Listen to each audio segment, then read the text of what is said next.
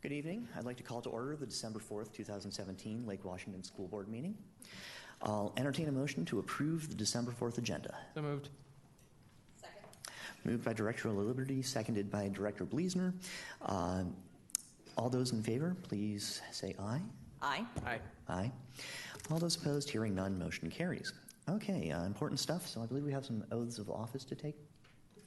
We do. We are very excited to have a new board member, Cassandra Sage, to take the oath of office this evening, as well as a returning board member, Mark Stewart, who is also taking the oath of office this evening. So our first agenda item will be that. So what I will do is ask Mark and Cassandra to join me in front of the dais, and I will read the oath of office. It's a repeat after me oath, and then we'll get some pictures of you and some pictures of you and your family if your family members are present. So, okay, ready? All right.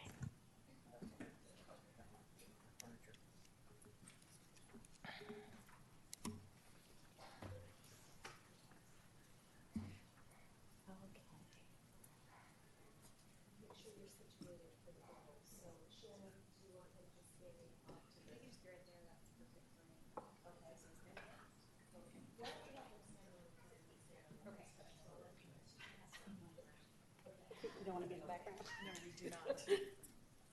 Oh, no, we won't be. She moved. You both raise your right hand and repeat after me. I state your name. I, Cassandra Sage.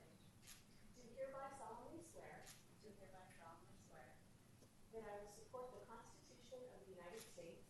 That I will support the Constitution of the United States. And the Constitution of the State of Washington. And the Constitution of the State of Washington. And will faithfully discharge the duties of. Director of Lake Washington School District number 414. Director of Lake Washington School District number 414. In the County of King. State of Washington. According to the best of my ability. Congratulations.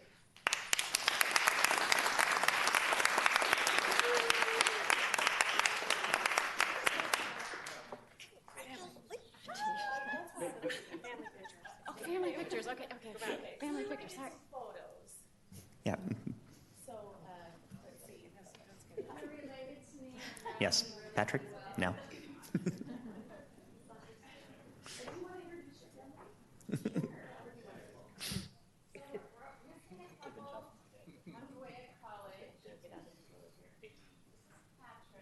brought me my reading glasses tonight, so I will be able to read everything. This is my mom, Nancy, my son, Kobe, my son, Court, his lovely girlfriend, Chelsea, my dad, Larry, and, great story, cousins that I met at a parade over the summer, Jordan and Isla Sage.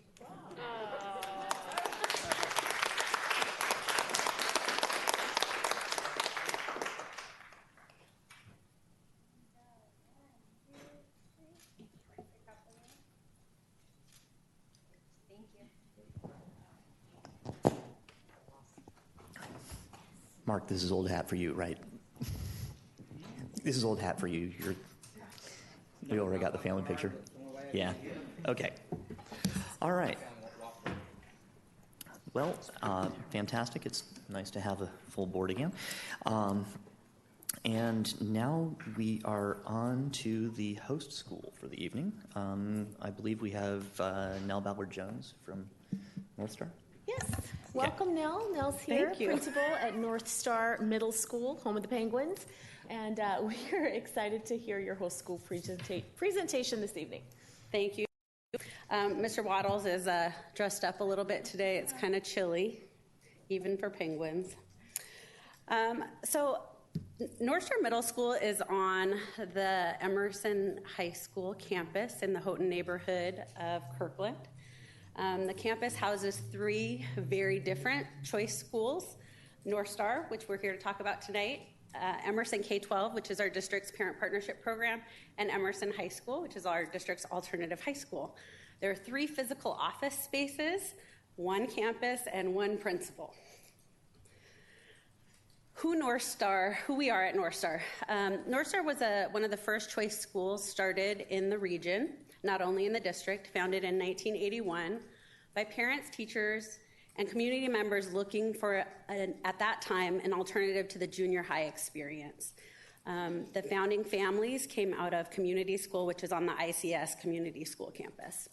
North Star started and still is an intentionally small program of 90 students, 30 at each grade level, 6, 7, and 8.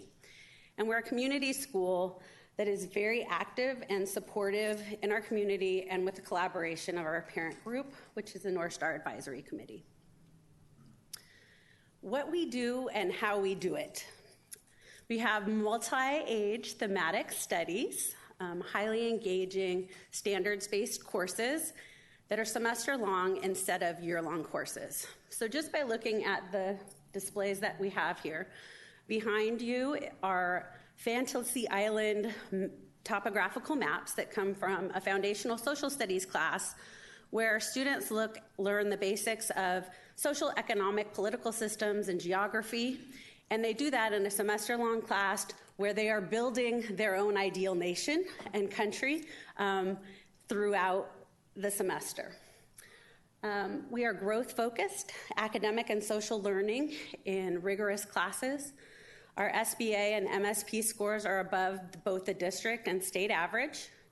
Our SIP goals are focused on moving our students from level 3 proficiency to level 4, primarily.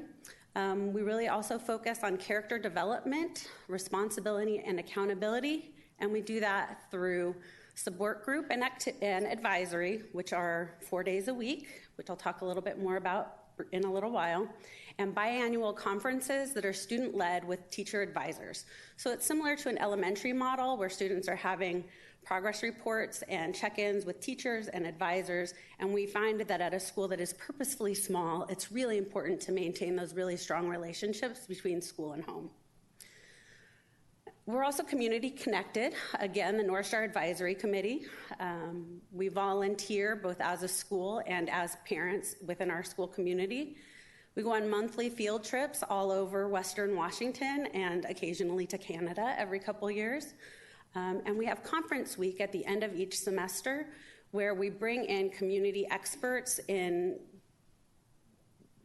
topics as wide-ranging as astrophysics to Bollywood dancing to culinary arts. And during those conferences where students and parents are meeting with their advisors, kids are also participating in enrichment coursework that is really connected to the community and the world at large. We believe that all of our students can meet and exceed high expectations when they are supported in a close-knit environment with in-depth thematic teaching and learning.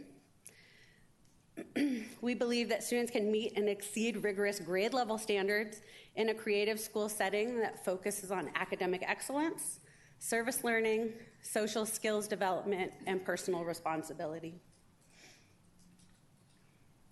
Our work. We're standards-based, again, teaching and assessing, Common Core state standards, next-gen science standards, and the district power standards. Non-traditional courses allow for student choice and allow for diverse educational experiences. Another example from our board is here. We've got Green Cities project from our biomimicry class, which is a class that blends engineering principles with biological sciences, looking at human design inspired by nature to solve human real-world problems. And if you're interested, we have the Biomimicry Fair in January. The challenges of an intentionally small 90-student program are that our data sets are pretty small. Each of our grade levels have 30 students. And so if one student decides not to test or opt out, or two students don't do particularly well on a given day, that really can swing our data in pretty large ranges. We have staffing limitations just because we're small. So we have a limited special education, safety net, and counseling services. We also had some shared staff. We also have to sort of modify a little bit some of the district-wide work to make sure that everyone has balance. We have singleton teachers, so my science teacher is the only science teacher. social studies teacher is the only social studies teacher. But we also really want to be part of the community within the district, so it's important that we get out of North Star and engage with the larger district. And that's how some of our successes are sort of represented. We have lots of accolades, Washington State Achievement Awards, 90 to 100% of our students consistently meet and exceed standards. Our professional growth and evaluation goals, those are the goals that teachers set, are really focused on individual student growth because every single student is known by every single teacher. We have a dedicated and collaborative staff, 4 full-time teachers who prepare for 4 to 5 courses per semester, so about 8 per year. 3 out of the 4 teachers have been at North Star for more than 12 years, the other one for more than 7. We have a special education teacher who, while at North Star only part-time, is on campus full-time, and so the accessibility is really important, and that's one of the ways that we work to support the students that we have.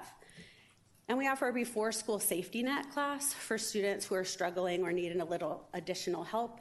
And in a neighborhood school, that class might be embedded within the school day, but given our staffing, we can't do it that way, so that we have to just kind of tweak and do it a little bit differently to make sure that our students are still getting the support they need, but it might look a little bit different at North Star.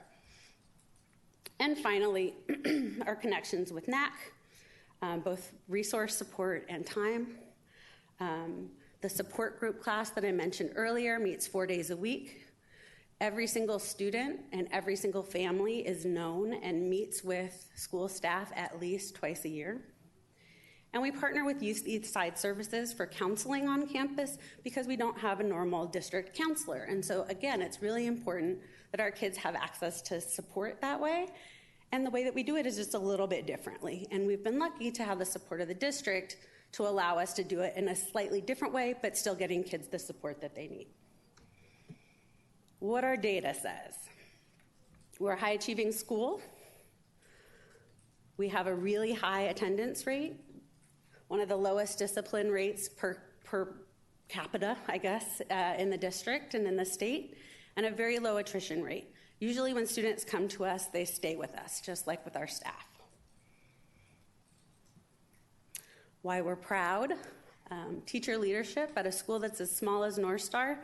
Teachers really have to take the lead on getting things done and doing things creatively. We have active and engaged families. We have rigorous and relevant coursework and inspiring and inspired students. Our opportunities for growth are like a lot of choice schools, ensuring that our demographics mirror those of the larger district. Being all things to all people really just means I know we can't be all things to all people, but what are the supports that we need to put in place as a system so that all kids can access our program if they really want to? And differentiating instruction within the general education setting so that all students, whether they need English support or safety net support or special education support, can still access our school and access our fabulous program. That is my presentation for the evening. Thank you very much.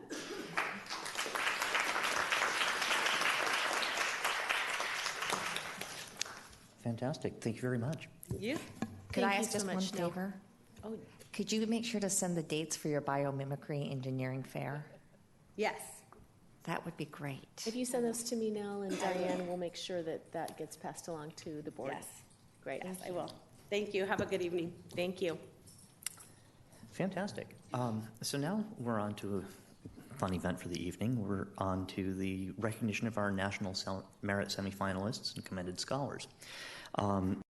Students, if you haven't been forewarned about this, one of the things we'd like to hear from you is at some point you're going to be handed a microphone up here.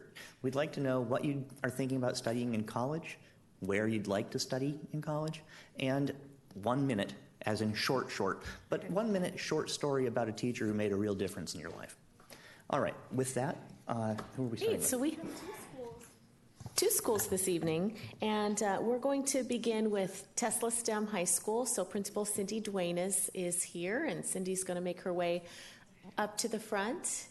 And we're glad to have you here this evening, Cindy. Welcome.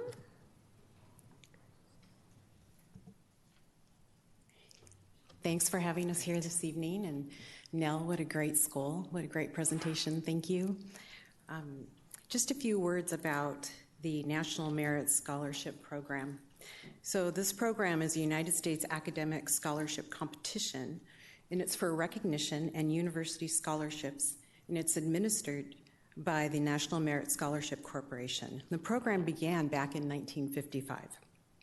Finalists and semifinalists are given recognition for their academic and extracurricular achievements, and commended students and scholars are named on the basis of nationally applied selection index scores that change every year. With that said, I'd like to invite, can I at this time, invite Tesla STEM scholars up here. Don't be shy, I know some of you are here. Come on up. Yeah. Why? I instructed them a little bit differently. Okay, so do you want them, okay. So here's the big test of the evening, scholars. Yeah, So, face your parents. here, wait. They're the ones who want. And also remember, you're on TV. No. And so, hang on for just a second. So just so you know, what we talked about this earlier today was that the students would introduce themselves, name the college that they are most wanting to go to or have already been accepted to, talk just a tiny bit about a major academic area of interest, and instead of thanking we didn't say just a teacher, we said thank you to someone who really made a difference, whether it's a teacher, a mentor, a coach, a minister, whoever that might be. I am Artem Ostapchuk. I really want to study computer science in college. I would love to get admitted to either MIT or University of Washington. And a teacher / mentor who made a difference in my life is a certain Alexander Vashillo.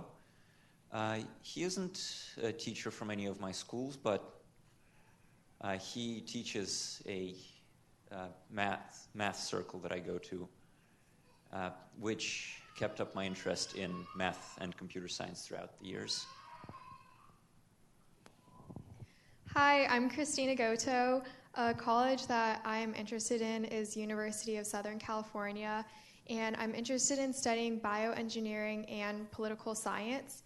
And someone who has really helped me throughout my high school experience is Miss Duenas, especially last year when we did research projects. She was definitely helpful with supporting me and my partner in whatever we needed help with and encouraging us and getting us the connections that we needed to work with an elementary school as well. So I'm just grateful for her and all the opportunities that she's given us.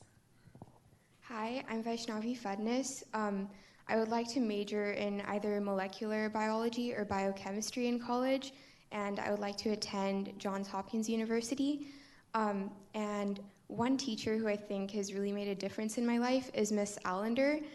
She taught me AP Psych and Forensics at STEM last year, and more than that, she got me into science fairs, and I found my passion, which is biomedical research, thanks to her. I'm Rashida Hakim. I'm interested in studying electrical engineering or some other form of engineering in college, and I would like to attend the California Institute of Technology. And I'd like to thank my parents and my other family for supporting me through this whole high school and college application process, as well as my AP physics teacher, Mr. Saxby, for always being willing to have long conversations about physics problems. Hi, my name is Prerna Kulkarni. I would like to study applied mathematics in high school, and I think one school that I'm really interested in is the University of Washington. A teacher that's made a really big impact on me, even though all my teachers made a huge impact on me, is Mr. Leslie, because he the projects we do in his engineering classes are things that I just never expected to be able to do ever. Like this semester, we're working on building bottle rockets, and they're so much fun to do. And I think he's one of the reasons that I'm interested in engineering now, so I'd like to thank him for that. Hi, my name is Salil Kanade, and I'd like to study biochemistry in college. I would like to attend the University of Washington, and I think one teacher that's made a big impact on my life is Miss Newman for helping me through helping me expose my love for science and really finding my passion for biology. My name is Avin Daouz. I'd like to study physics or political science, and hopefully I'll get into University of British Columbia. And I'd like to thank my parents, especially my mom. She's taking a video right over there. And she's helped me through this crazy time of high school, and I know I wouldn't be able to get here without her. So thanks, Mom. Hi, I'm Artem. I'd like to study computer science in Rochester Institute of Technology, and I'm going with their prompt because it's far more interesting. This one time in psychology class, the psychology teacher was not there, and Mr. Lennick, our history teacher, came in to sub, and after having mispronounced someone's name, he sang the whole Tomato song to us off the top of his head. And that was so bizarre that it threw me off kilter, and I haven't been the same since.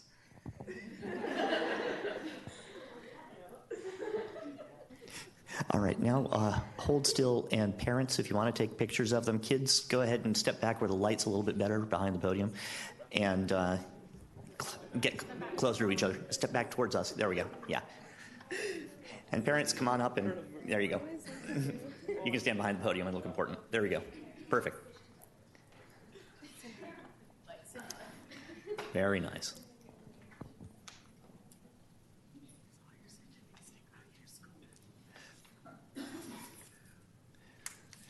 Okay, now, traditionally, at some point, we're going to ask the kids to applaud their parents and ask all the parents to stand up. I think since we've got 3 schools, we'll actually do that. Only 2 schools? In that case, STEM parents, stand up. Kids? Yeah, parents. Boy, you're here. I know you're here. Good job. Okay, fantastic. Anything to wrap it up, or Ms. Duenas? No. Okay. We're good? Thank you. You're good. Thank you. All right. And next. Great. So fabulous to have Tesla STEM here. It's equally fabulous to have Juanita High School here. So Joe Gorder, Associate Principal at Juanita High School, is here to introduce our scholars from Juanita High School. Welcome, Joe. Thank you. And I'm proud to be here to represent the staff and administration of Juanita High School, and to recognize we have 2 National Merit semifinalists and 10 National Merit commended scholars. Not all of whom are here tonight, but want to be able to recognize all of them. And also one thing that I noticed is, a lot of times you look in the National Merit Qualifying Test is one of the main, is how students, ultimately qualify for this recognition. But one thing I want to recognize is just that the students continue to push themselves and challenge themselves and take the most rigorous coursework that they possibly can. And in talking to their teachers that work with them, to a T, they all said that these are the hardest working, most intellectually curious students. And so it goes way beyond just your score on a test. Okay, so if the Juanita High School students could please come on up, I appreciate it.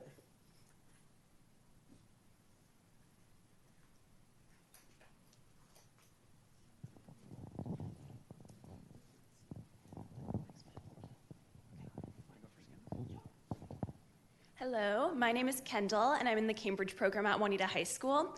And in college, I want to study Spanish and chemistry. I'm not entirely sure where I'm going to study yet, but I'm interested in the UW and Dartmouth College. And the teacher that's definitely made the most impact in my life is Mr. Bailey, who's a chemistry teacher. At first, I was really nervous when I was going to take chemistry because I didn't have any exposure to it beforehand. But I quickly learned that he teaches with insane amounts of dedication and passion and creativity, and he makes everything so attainable and so understandable that it was impossible not to fall in love with the subject. So I'm so grateful for that, and he is the reason that I want to study chemistry in college. Hello, my name is Shadi Mehfarzan, and I'm also in the Cambridge program at Juanita High School.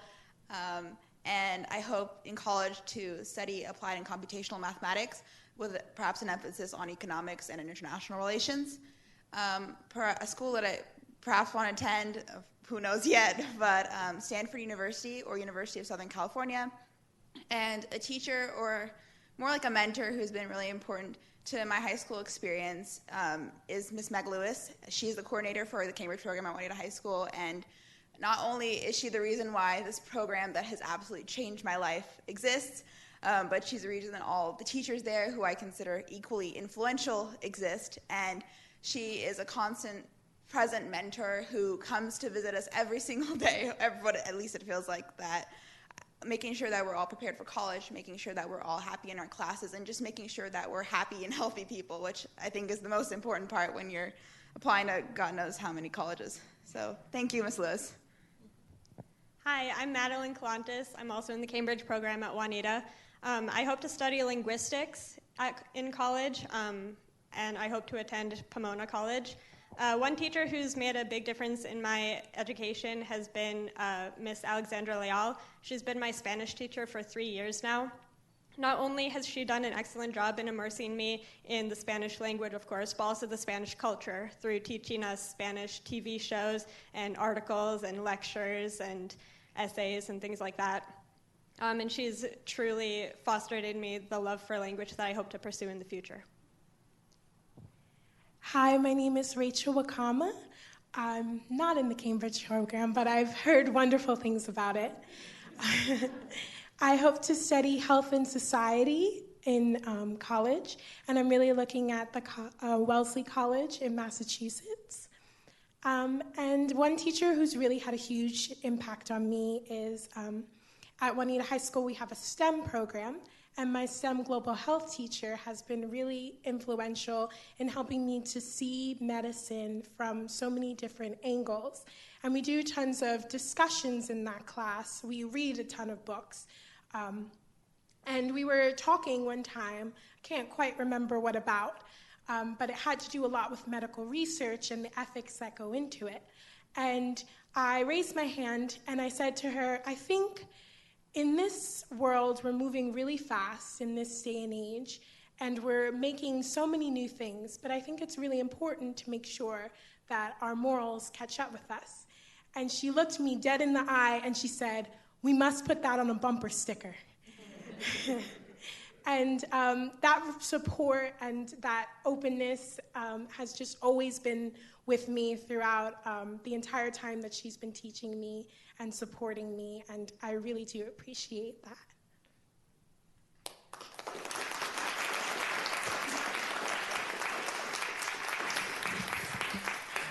So as before, parents, this is your photo op moment.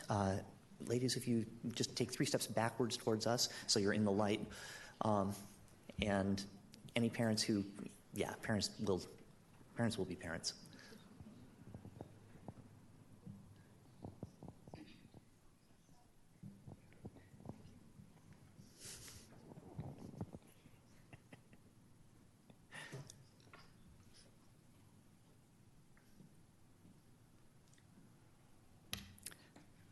Okay, so once again,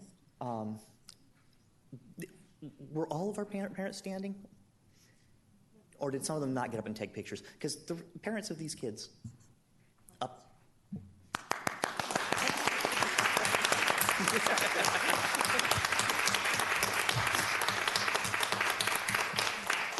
Thank you so much. And so it's just these 2 schools tonight? Okay, fantastic. Well, again, a huge congratulations to all of you. I'm still a little jealous about not being a Merit Scholar. I'll get over it someday, but not yet. And for those of you who are thinking about going to USC, I strongly recommend Pomona. It's not that I'm biased, or Stanford, but USC definitely not. And for those of you who are keeping score, if we count linguistics as half of a STEM, I think that it's 13 to 2.5. So good job, kids. I'm proud of you. We're all proud of you. So, Chris, just to explain a little more what Director Carlson does during our commended scholars is because he is in the STEM field, he's a scientist, he likes to tally how many students are potentially interested in studying STEM fields after high school. So that was your 13 to 2, is that correct? And okay. Yes, tonight was pretty standard. We had 2 of you, so 2 half-persons who were interested in poli-sci and a linguistics. Health and society, I'm counting you as STEM because that's public health and that's where I work. Anyway, but it's just something statisticians do to keep themselves entertained. I didn't So, count the good job. journalism majors. I know, and curiously, you never make a table. All right. So with that, usually we would now have a period for open comment. I don't currently have anyone signed up for open comment. And I have a whole bunch of teenagers who have school tomorrow in the audience, including one. I was surprised not to see the little guy up here. I mean, kids are getting younger every year. Yeah, if you've got a kid, now would be a good time to take them home and do homework, because the rest of this is our business meeting, and honestly, your homework's more valuable to you. You really think that these students would want to do homework? Thank you for coming.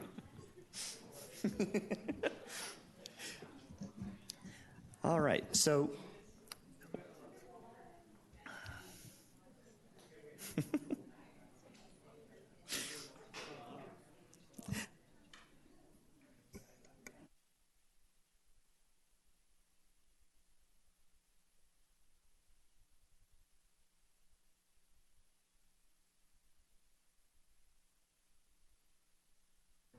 okay, so once again, there was no one who actually signed up, but sometimes people who intend to speak to the board don't know how the protocol works. So is there anybody left in the audience who would like to speak to the board? Fantastic. Come on up. So the way that this works, we've got a microphone in the center, and I won't read you the whole 9 yards. I'm thrilled to see what might be students. We don't get this very often, so this is a very special thing. There are only 2 things you don't comment on unless you don't comment on individual people unless you're saying they're awesome. You have officially 3 minutes. Given that there are only the 2 of you, we might let you run over, but there's a nice stoplight over there. When it goes yellow, you've used up 2 minutes. When it goes red and beeps, that's at the end of your 3 minutes. Typically, we ask people to wind it up. But again, you're students, we might give you a little more leeway than average. So with that, tell us who you are, where you're from, and then your 3 minutes start. Thank you. So should we state our address? You don't need to state your address, just which school do you go to. The mic's not currently on, so Matt's going to turn it on. Sure. It's a fairly sensitive mic, so just make sure that it's pointed at your mouth. Okay. Is it green? Yeah. Okay, thank you. Okay, yeah. Hi, my name is Devishi Thakur. My name is Supriya. And we're both students from Tesla STEM High School. So, hello, we are the Sustainability Ambassadors, and we are here to share our updates on the student-to-student sustainability kickoff that was held at STEM last October. Just to provide some context, our goals for the kickoff were to 1. Promote green team actions in schools. 2. Provide professional development for student leaders across the district. 3. Connect and expand student-led sustainability efforts. 4. Strive for 100% of schools participating in the King County Green Schools program. And 5. Tackle climate change by joining Schools Under 2C. In case you didn't know, Schools Under 2C is a student-run organization started in Tesla STEM High School. Their mission is to meet the standards of the Paris Climate Accord by reducing their greenhouse gas emissions and to encourage and help other schools do the same. Just recently, the Vice President of Schools Under 2C, Ryan Krishnan, was invited to the Seattle Youth Climate Action Summit to speak on behalf of his organization about what Schools Under 2C does. We're also working to align our aims with and expand on those of the city and school board. Now for some details on the kickoff. The kickoff was held after school on October 18th. It was a 3-hour event. This was the first time we invited and had Dan Fallon and PTSA representation in attendance. We also had representation from LWSC's Resource Conservation Manager. Jed Reynolds was extremely helpful in debriefing emerging green teams on resources available to them. We had 34 students in attendance, which is similar to the 33 from last year. 4 out of the 10 middle schools and 5 out of the 8 high schools were represented. The outcome of the kickoff was that students were successful in using our resources to make a work plan for the year. We place a high value on using work plans to benchmark current conditions, plan action steps, evaluate results, and communicate to stakeholders. Students who attended the kickoff really appreciated the guidance in developing the professional capacity and productivity of their own green teams. This kickoff was the start of collaboration between the ASB and the PTSA. We will definitely be organizing this event in the future with the goal of increasing participation to have a larger community impact. We strongly encourage the district to continue supporting our endeavor to make each school sustainable. Our upcoming Community Sustainability Summit will take place sometime in June. The purpose of the Community Sustainability Summit is to report the actual data-driven progress that we commit to achieving during the school year across generations and jurisdictions. We invite the school district and city to report to us just as we report to you. We hope you can join us. Thank you. Thank you very much. So typically we don't treat public comment as a time for interaction with our audience. It's possible for us to make an exception for students. Anybody have any questions for the kids? So in June, make sure that you get information to Diane. Sure. She'll distribute it to us on when that's happening. Okay. And even before then, feel free to send suggestions about what the district might be able to do. Of course. Thank you. Yeah, thank you. Thank you. All right. So, do we have anybody else who didn't sign up who wishes to make public comment? Okay, seeing none, we'll close that. And that brings us to the consent agenda. I'll entertain a motion to approve the consent agenda. So moved. Second. Moved by Director Bleasner, seconded by Director LaLiberty. Dr. Pierce, would you please poll the board? Cassandra? Yes. Eric? Yes. Chris? Yes. Mark? Yes. Siri? Yes. All right, and per our standards, Doctor, will you please review our donations? I am happy to. Tab 4 has all of our donations this evening. Again, these are donations that the board accepts, which exceed $1,000. And we have a big list this evening, so I'll get right to it. A $3,000 donation from Lake Washington Schools Foundation to Wilder Elementary to provide before and after school math instruction. $3,500 from Community School Parent Teacher Group to Community School to provide field trip bus transportation. $13,898 from Emily Dickinson, PTSA to Dickinson Elementary to provide stipends for choir, ASB, math club, outdoor ed, and extracurricular activities. $2,500 from Todd Ebert to Dickinson Elementary to support extracurricular activities. $34,973 from Albert Einstein PTSA to Einstein Elementary to purchase mobile access devices for students. $2,200 from Ben Franklin PTA to Franklin Elementary to purchase Dreambox Learning, which is a math supplemental enrichment program. $35,765 from Krista McCullough, PTSA to McCullough Elementary to provide stipends for ASB field trip, choir, outdoor education, to purchase copy supplies and maintenance and classroom supplies, also for iExcel and Accelerated Reader, and to support field trips. $8,335 from Margaret Mead Elementary, PTSA to Mead Elementary to purchase Star Reading and Accelerated Reader subscriptions, as well as Dreambox Learning. $15,150 from Redmond Elementary, PTSA to Redmond Elementary to purchase iExcel, Math, Accelerated Reader, and to support classroom enrichment. $12,831 from Ben Rush PTA to Rush Elementary to provide a stipend for choir, also for iExcel, and to support classroom enrichment. $5,400 from Inglewood Middle School PTSA to Inglewood Middle to provide a stipend for homework club. $5,041 from Kirkland Middle School PTSA to Kirkland Middle to provide stipends for homework clubs. $8,766 from Redmond Middle School PTSA to Redmond Middle to purchase classroom supplies and to support extracurricular activities. $2,500 from an anonymous donor to Rose Hill Middle School to support field trips. $38,750 from Eastlake High School PTSA to Eastlake High School for classroom enrichment, classroom supplies, security camera, extracurricular activities, and drug and alcohol prevention intervention. $1,221 from Juanita High School Boosters Club to Juanita High School to purchase sports uniforms, and $2,324 from Redmond High School Dance Team Booster to Redmond High School to provide a stipend for the dance team. So long list this evening of donations, all totaling $196,154, rounding to the nearest dollar. So very appreciative of all the varying donations from all the various sources. Yes, as always, we'd like to thank all of the groups and individuals who have chosen to support our students in schools. We and the children greatly appreciate your generosity. So, first item on the non-consent agenda is the 2018 legislative platform. Great. So if you could turn to tab 5.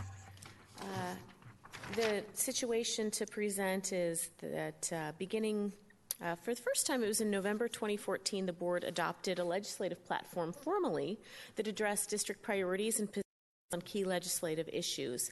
And this legislative platform has been updated each year since, and that update happens through a collaborative process involving board members, myself, and staff. And this year, Siri, Mark, and I, as well as Posthumous, met, and we reviewed last year's legislative platform. We reviewed WASDA, WASA, all the alphabets, AWSP, WEA, all PTA. Yes, we looked at varying other organizations' legislative platforms and made some updates. So a copy is here in your folder for the board tonight, and the recommendation is for the board to approve the 2018 legislative platform.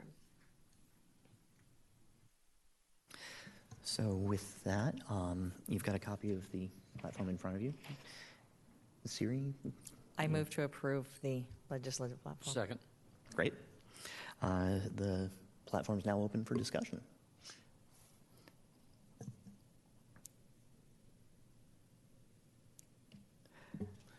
Not a lot of discussion on my part. A lot of it looks familiar, and yes, some of these are things like updating the construction formula from the 1979 standards for state assistance.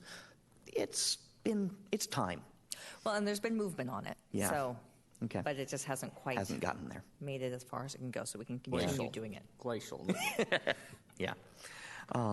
But each one has sort of been updated in regards to sort of McCleary and the impacts with that. So the Ampli funding really is sort of speaking to, we recognize what has occurred, and that's great. We're still missing in areas of special education, highly capable ELL. So it's really trying to target specifically to what can get impacted in this legislative session. I appreciate the rationale that people who took time putting this together. The rationale for each of these is compelling, and I think you'd be a fool to read these and not agree with them. And I also say that I really appreciate the Protect Community Voice in Education.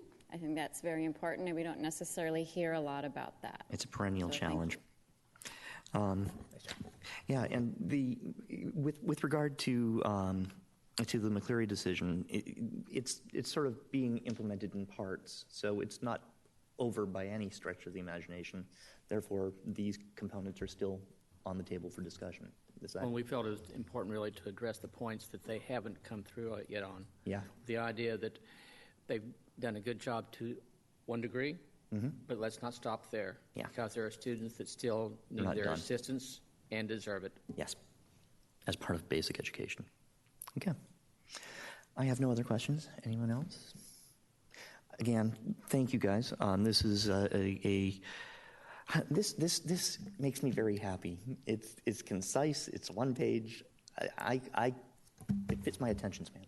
So the one piece I would like on it is that we have a white paper that goes with those. So there will be talking points as to what sort of is our data behind that we speak to, so that we have very clear how these things are important in Lake Washington School District, and we can speak to that very clearly. Fantastic.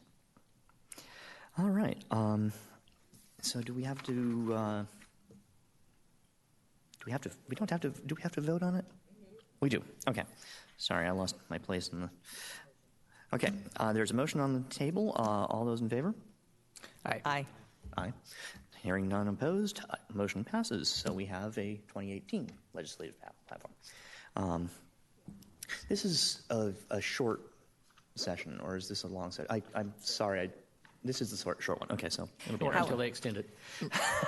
Legislative Assembly is the end of, or legislative day, end of January. Okay.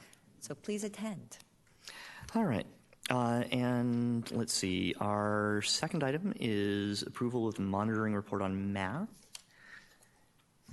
Great. So tab 6, so this is a follow-up from the math presentation, which was done at the November 6th meeting. And at the subsequent meeting, we didn't have the approval of the assertion of progress and exceptions form on the non-consent agenda. So now we have kind of redone that, placed it on the non-consent agenda.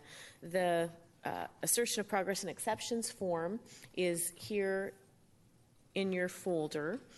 This is the form that the board collaboratively, Chris took the lead this time on mathematics based on input from the entire board and completed the form. And so the recommendation tonight is for the board to approve the monitoring report and the assertion of progress and exceptions form for ER 2-3 mathematics as presented.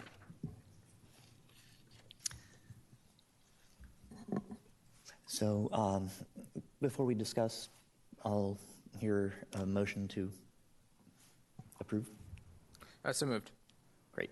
Second. Moved by Director Liberty, seconded by Director Bleasner. Okay, so part of this, we're still working our way through how to do this. You're very funny, Mark. Yes, I think the math report does add up, but the bigger picture piece of this is how, well, actually, first we'll talk about the math report, and then we'll get into the structure around the reports. The goal is to provide not just a, yes, we think, but, you know, here's where we really do agree that focus should be placed or emphasis should be placed over the coming year with regard to the report that we were given in person. So any questions or comments around the current text that's in there?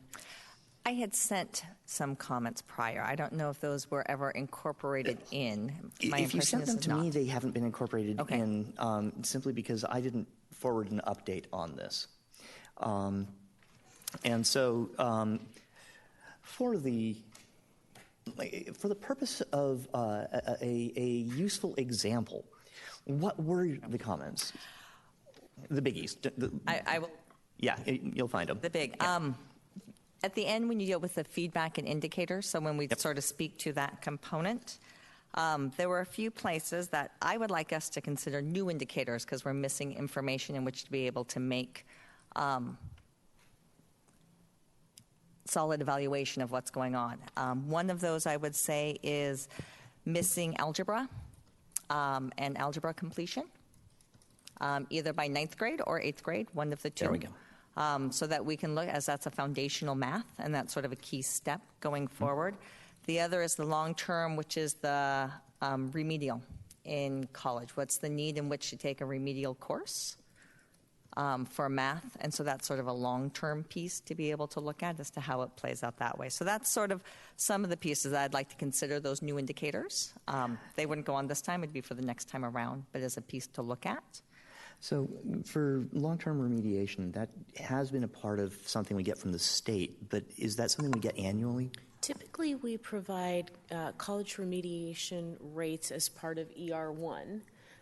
So we can, I'm just trying to remember if we get the data presented by content area in addition to math and English. If we get science, we likely do. I just have to go back and look. We will present the remediation rate data that we do have as part of ER1. We could certainly also include that in the content area reports. In terms of process, what we had discussed is, and so we'll have to capture that somewhere here, that on an annual basis, in terms of setting the key performance indicators for each end result, that the board would review that in extended study session in March. And so then any updates to key performance indicators would be reflected in our policy and then moved forward for the next year.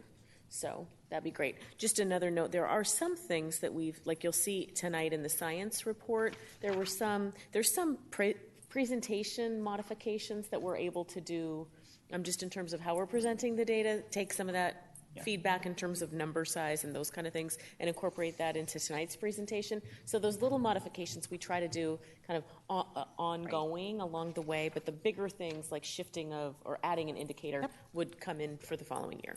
Yeah, which I think is quite reasonable. The other piece was pre-K. And looking at that component, that wasn't listed in here. So my concern was, wasn't explicitly I do called see out, that as being a focus area to think about as to what is our approach, especially with the case that King County will now have education dollars that there's about $300 million, and I'm not sure how it's going to work out, but that they have to prioritize to education. So this is a possibility that early learning is one of those components that they might be looking at. So it's something to be thinking about. How do we start to partner and really address the early learning piece? Because it's coming clear in our data in different ways that that's coming through. So that would be a piece I'd like to see, and there is a focus priority. Also, we were missing a focus around looking at other school districts, especially for low income, that are above us in our rankings. We had spoken to that. So how do we build that piece in? That was the one piece that jumped at all of us at the presentation, I remembered. Yeah, so I managed to capture the discussion around low income, but not the piece around, there are some of the districts that are comparisons. It wasn't our usual suspects who were beating us in the low income area. That's an interesting opportunity. So was there sort of an explore this concept and be able to see what we can do with that? And I also had a general question that it can actually be brought up tonight, is on the school improvement plans. Those are being listed as a current strategy that's being utilized. And from my memory, these are every year, and they're due a one-year school improvement plan. And if this is one of the main mechanisms that's being utilized in which to really address some of the outcomes, or is a mechanism, it doesn't appear to be impacting the trends as effectively as we might have hoped. So is there a way to utilize that system more effectively in which to make, so is it longer range? They do 3 to 5 year plan. Is it, is there some way to build that stronger into the outcomes to impact those more holistically? Because these gaps we're finding will take time and will take effort that's pretty extensive to move those effectively. So I guess that was one of my pieces I was looking at from a big picture, how to use a system that's already there and strengthen what we have to make it work better from a continuous quality improvement. So those are kind of my big things. I have smaller little detail things that are delete this line. Yeah, exactly. I mean, I figure those edits can be done. But I have no concern with any of those. Those are reasonable things where calling them out more explicitly is fine. So I guess, Siri and Chris, my question is, I guess for the board, so these comments that Siri has made that are not reflected in what... The actual text isn't there yet. So I suppose... And we're trying to figure out how to do it. Can we move amending it to reflect the written text to reflect Siri's comments now? Yeah. Any concerns? No. Okay. Hearing that. I would that's agree. Good. Just to I would agree that should be added. That should be in the memorialized. Yes, I think that's great. The only problem is I'm terrible at doing that piece of synthesis. So if you've already got them, I assume you've got a marked up version that we can just adopt. Yeah. So. We'll distribute this marked up version, conditioned on that, and okay. In the bigger picture, so we're still muddling through as this is the second time we've done this. The question is, how are we going to approach how do we build this? The utility of it really is coming back and talking through, okay, what are the big themes that we find really important in the data where we'd like to emphasize those, and what are the things where we're like, yes, we bless that assertion of progress. So it's getting both of those pieces into our report back to the administration. And so what was the mechanism that you were talking about down in, was it Federal Way, where there's actually a quick thing that everybody fills in with SurveyMonkey, I don't know, but where there are short responses from each of them, but then there's going to be somebody who's responsible for taking on synthesis of the comments from the board members, finding common themes, and then finding themes that might be idiosyncratic, but nonetheless acknowledging things that people think are important in the draft report. So basically, it's that first step of everybody provides modest amounts of feedback. Then somebody sits down and synthesizes a first draft out of it. And then we would bring it back in such a way that hopefully the person who synthesizes it distributes it with enough time before the next meeting for us to read through and actually come back and talk it through. So the idea isn't so much that it goes into the consent agenda. It's making sure that everybody feels that they can sign off on this version is the goal of this. Sure. So we're like I said, we're inventing as we go, but I think we're plagiarizing an effective model piece by piece and finding out how well it works well for us, because I love imitating something rather than inventing it when you don't have to. So that's hopefully what we'll be doing in our next round. And on science, I think I volunteered to do this one too. I might need a little bit of help putting together the Survey Monkey, and this might take a little bit longer than hopefully we'll get this down to that model. But anyway, for the moment we won't necessarily have a Survey Monkey, but if each of you can just send me an email that has, Siri never has any problem expressing all of the things she finds important, but certainly call out the 3 things that are most important to you in the presentation from this evening, and I'll synthesize those, try to get a first draft together, and get it back out to you so that we've got a week to read, think, and then come back and talk about it. I will give you all the input a journalism major should make on science. Siri, do you have an example from the Federal Way School District? No, I don't have a written one, actually, but I'm meeting with them on Thursday, so I can ask them to bring it. Yeah, I mean, certainly what does their Survey Monkey thing look like? I mean, that would be great. Basically, I think it's this. It's just they just have 3 questions that they put out. And this would be the same thing, would say reasonable progress, evidence. So what are your sort of takeaways on that? What are the strengths and challenges? What do you see as the focus priority areas? Yeah. And then that's the whole piece of then you start to be able to have that discussion and sort of target it. So anyway, a mini version. You don't have to put together the whole shebang, but really, if something's important to you, do make sure it's in that email. Okay?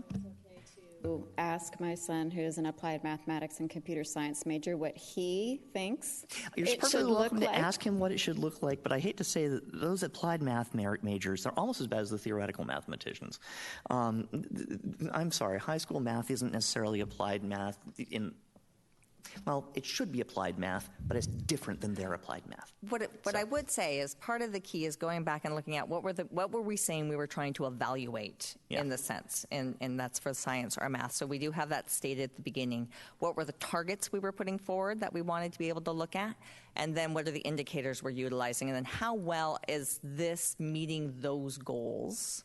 And then speaking to those, so where it's working. And there could be continue doing that. That's fabulous. It seems to be doing what it really needs to do, or expand it or explore, right? You're moving well this way. We think that effort should continue with focus. And there are certainly 2 dimensions, at the very least, 2 distinct layers to this. First is, are you seeing the data that you think you need?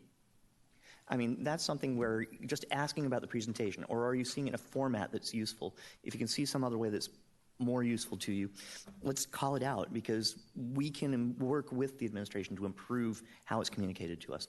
And they've gotten better every year I've been on the board, but as with any presentation, it's always got room for improvement. But the next layer is really getting into the guts of policy governance. How are we doing? Do we buy the assertions of the evidence, the assertions of progress, and what does the board not only think of performance to date, but where do we really want to see the needle move in the near future? So, all right. So any other questions on this? For the moment, since I abjectly failed to circulate Siri's marked up version of it, I'm going to propose that Siri distributes that and we put it in the consent agenda next time. Right. I think I was going to say there's a motion pending, which is so I guess approve it. We could approve that. Yeah. You're advocating not to. Well, I'm actually Do we okay with actually read what we're approving? It's probably Sage. It's not that I don't trust her. I mean, the fact is, I've read it. I'm good with approving it sight unseen. Yeah. But that's what I'm going to propose as a. Okay. Chris is how they got I those just can't stars, so remember be how to careful. turn off a motion on the floor. We can Amend. Yeah. Okay. So I'd move Go ahead. tabling the existing motion. I'll second that. Okay. Allowing us to just approach this as Siri can circulate it. If we have any concerns, we can resolve it by email. We don't need to do any further public conversation around it, and we'll put it into the consent agenda next cycle. So if I'm following, go ahead and make the edit and mark up in that fashion. I have comments at this point in time. I did not edit. Yeah, But you're asking that I I'm actually just saying, edit it and just then do send it that way. Make Okay. it happen. Because I believe you'll do a better job of capturing what you mean than I will. Okay. So. The goal is to capture what the board means. Yes. So that is my purpose. Yes, that's good. Okay. We need to vote on tabling the motion. Oh, Robert's rules. Man. I know. I really should have read it at some point. All right, so all those in favor of... Oh, we need a second. Didn't I get a second? Yeah, Mark did. Mark seconded it. Yep. Okay, all those in favor of tabling? Aye. Okay. Any opposed? Hearing none, motion carries. So it's tabled. Yeah, and then I will move that we, after it's circulated, that this go on the consent agenda for next meeting. Do I have a second? Second. Okay, moved by Director Liberty, seconded by Director Sage. All those in favor? Aye. Aye. Aye. All those against? Hearing none, motion carries. Yay. I know. Thank God we've got someone who knows how to do this stuff. All right. So our final item on the non-consent agenda is monitoring report for the Board Policy on Science. Great. So Mike Van Orden is making his way to the podium. And while Mike's bringing up the presentation, I do also just want to remind the board that you have the written monitoring report in your notebook, tab 7.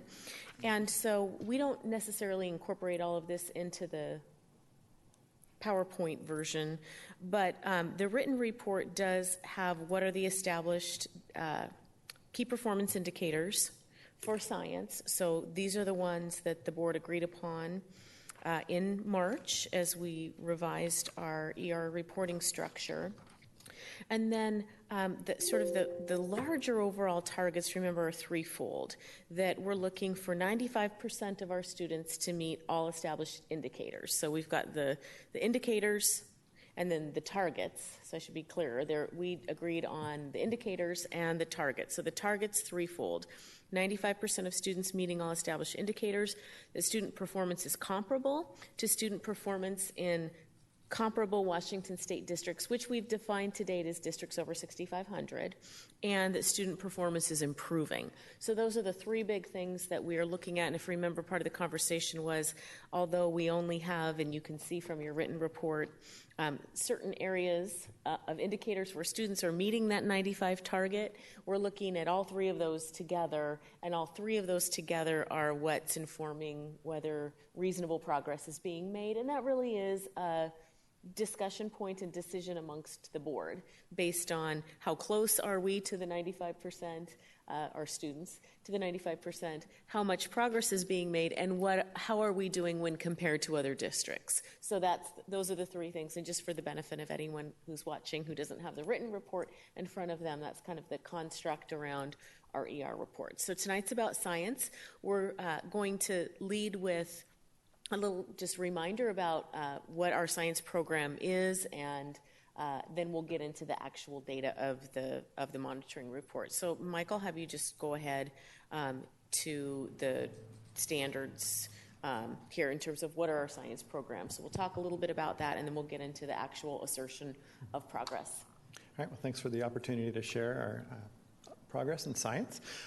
As always, we like to give you an overview of our science program, say about some context for the data that you'll see a little bit later. So elementary school, as we mentioned last year, we have 120 minutes to 150 minutes per week of science instruction using curriculum that is in a kit-based form. And as a reminder, we are in the process right now of aligning or updating our curriculum through a curriculum adoption process to make that curriculum align with the new state standards. And so that's something else to know for the entire science program K-12 is we have new state science standards, a new state of science assessment that's coming online this year and will be a graduation requirement for the class of 2021. So unlike math and ELA, there's a little bit of misalignment between what we're going to be assessing from this point on and what the indicators you're going to see tonight are. And then also for our secondary curriculum, there's a little bit of a misalignment. We have curriculum that's aligned to the new standards, but we're still assessing under the old. So just keep that in mind as we're going through the presentation tonight. At middle school, as you recall, we adopted curriculum in 2016 that was aligned to the Next Gen Science Standards.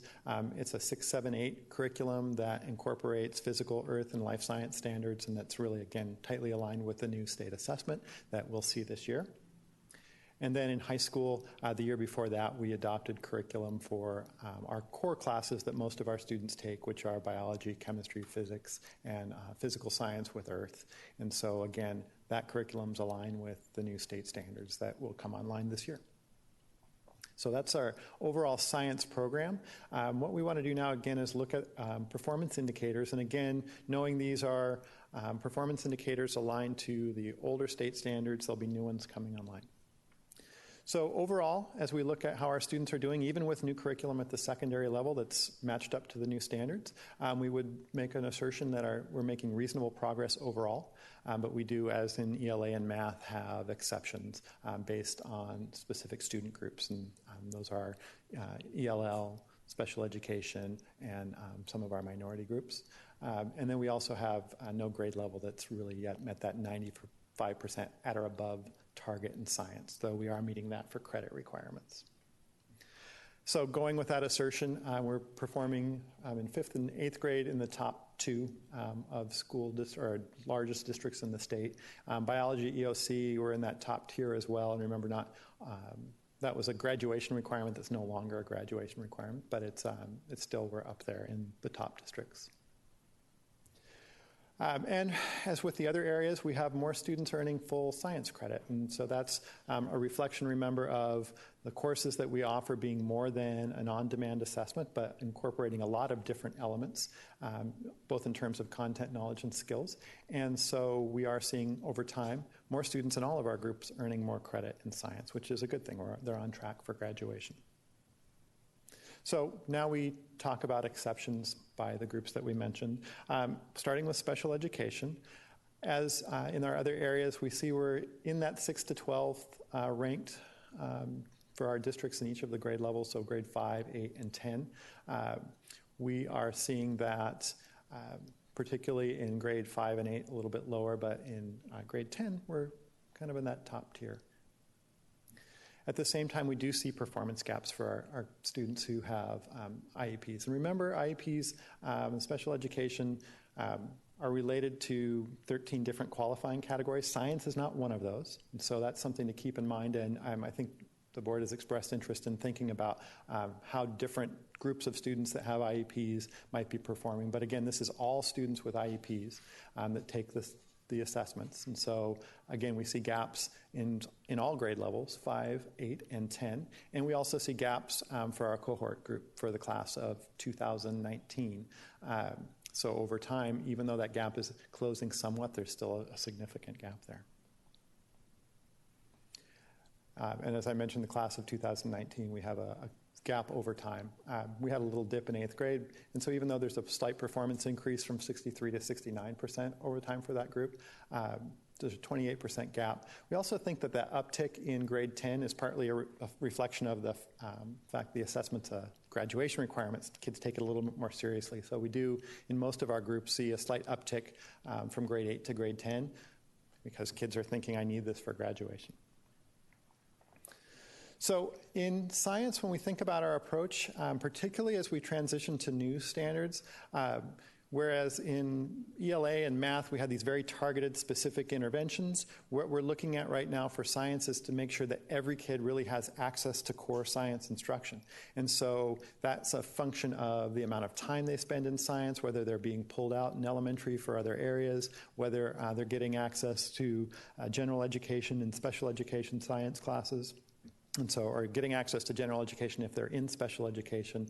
So that's kind of our primary approach in special education is there access to that core science instruction?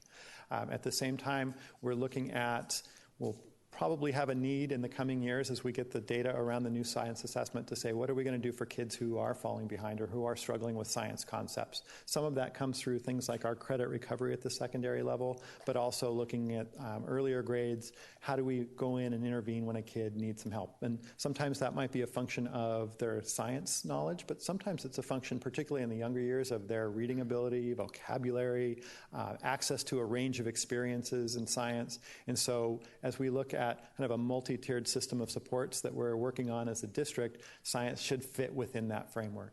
The other thing that we'll be thinking about for elementary in particular is as we adopt new science curriculum, how does it have more than just the straight science? How does it give kids lots of opportunities, not only in science, but in technology, engineering, and math? So we're getting that STEM experience and enriching opportunities for kids that might not have had those in their lifetime.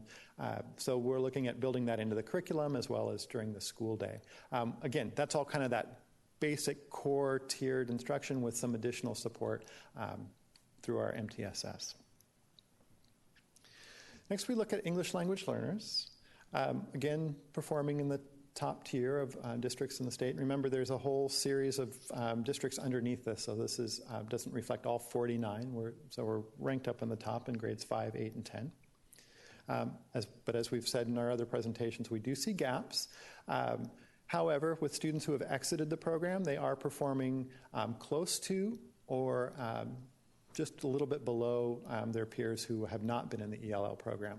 So unlike math and ELA, where we in fact had some places where our exited ELL students were outperforming, the case here is there are still gaps, though they're not as big. And then pretty significant gaps for students who are still in the program. And again, that would make sense. Science is a very language-dependent subject, and so students need to have mastery of the language to succeed. And so part of our efforts, as we'll share with you in a little bit, is to how do we build that in over time. And again, we see gaps with our cohort group, though again, it's improving slightly. Most likely a function, that 8th to 10th grade uptick is most likely a function of it being a graduation requirement. So as I was mentioning, one of our main efforts around science to close the gap is going to be building that vocabulary, academic vocabulary, through a process we call SIOP that will be training that our teachers will be receiving over the next few years. And again, that core curriculum, our new elementary adoption, should focus on providing access to a broad range of students. Our curricula that we've looked at in the past for secondary has had strategies and resources for ELL students, and so that will be one of the requirements that our committee looks at here as well. We also look at how do we connect with existing resources in our system. So for example, some of our natural leader programs in our title schools offer STEM family nights to connect families and build interest, and so we'll look at how do we do that through family connections as well as our curriculum. And then we'll be working with our teachers to make sure that they're skilled in delivering instruction to a range of students as we not only adopt new curriculum in elementary, but as we continue to provide training and support to secondary science teachers. For our low-income students, as you were mentioning earlier, the performance here drops a little bit compared to other districts and compared to other subgroups. And so, as you were mentioning before, there's probably some things to learn from other districts. And at the same time, as I mentioned, there's going to be a gap of a few years. We want to see how these same districts do next year on the new assessment. My sense is there'll be some shuffling as a result of the very different structure of the new assessment and the new standards. So I'd be a little bit hesitant right now to jump out and contact all of these schools knowing that their scores could change pretty radically next year. As in the other subject areas or the other groups, we do see gaps here as well. So we are finding that the language isn't a function here, and the gaps aren't as significant as they are, for example, in ELL. They're still anywhere from 20 to 30 points for many of our groups of students and grade levels. And the cohort group, again, even though it looks a little bit better, that's still a pretty significant gap for students. Again, that uptick from 8th to 10th grade, but again, that's 25% of our students who are low income who aren't meeting that graduation requirement. We'll want to see what that will look like with the new assessment, but that's something we need to make sure we're attending to. So as I mentioned before, core curriculum, then we also think about, here's a place where early learning does support many of our low-income students, and in our preschool programs, science actually. We mentioned this, I think, at the program review report at the beginning of the year, that there is science instruction as early as preschool, and that it continues all the way through K-12, and so building those foundational concepts is something we can be thinking about. And then also attending to those other needs that students from low-income households have. And that's everything from just kind of the social emotional to the family support that gives the kid the security and the ability to attend to school when they're here. And so our McKinney-Vento liaison working with families is an important function, even though that doesn't directly tie one-to-one to science. It's an important function for kids' success in school. And finally, race and ethnicity. And so here, again, we see that students are performing in the top tier. We also put in our N values. I think there was a question about that from the last meeting. And just for clarity for everyone, N refers to the number of students. At each of those grades. So 43 African American fifth grade students. And so you can see here the number jumps for Hispanic students, so more Hispanic students. And again, performing in the top tier. Those numbers are for all Hispanic students, whether they're in ELL program or not ELL program. We know many of our Hispanic students are in ELL programs, and we'll dig into that a little bit here as well. We do have gaps, and so there was an interest in teasing out even more at a greater depth than this. So again, the idea here is there are gaps, persistent achievement gaps by race for each of the subgroups we mentioned. And that also holds true for cohort data, or for our cohort groups.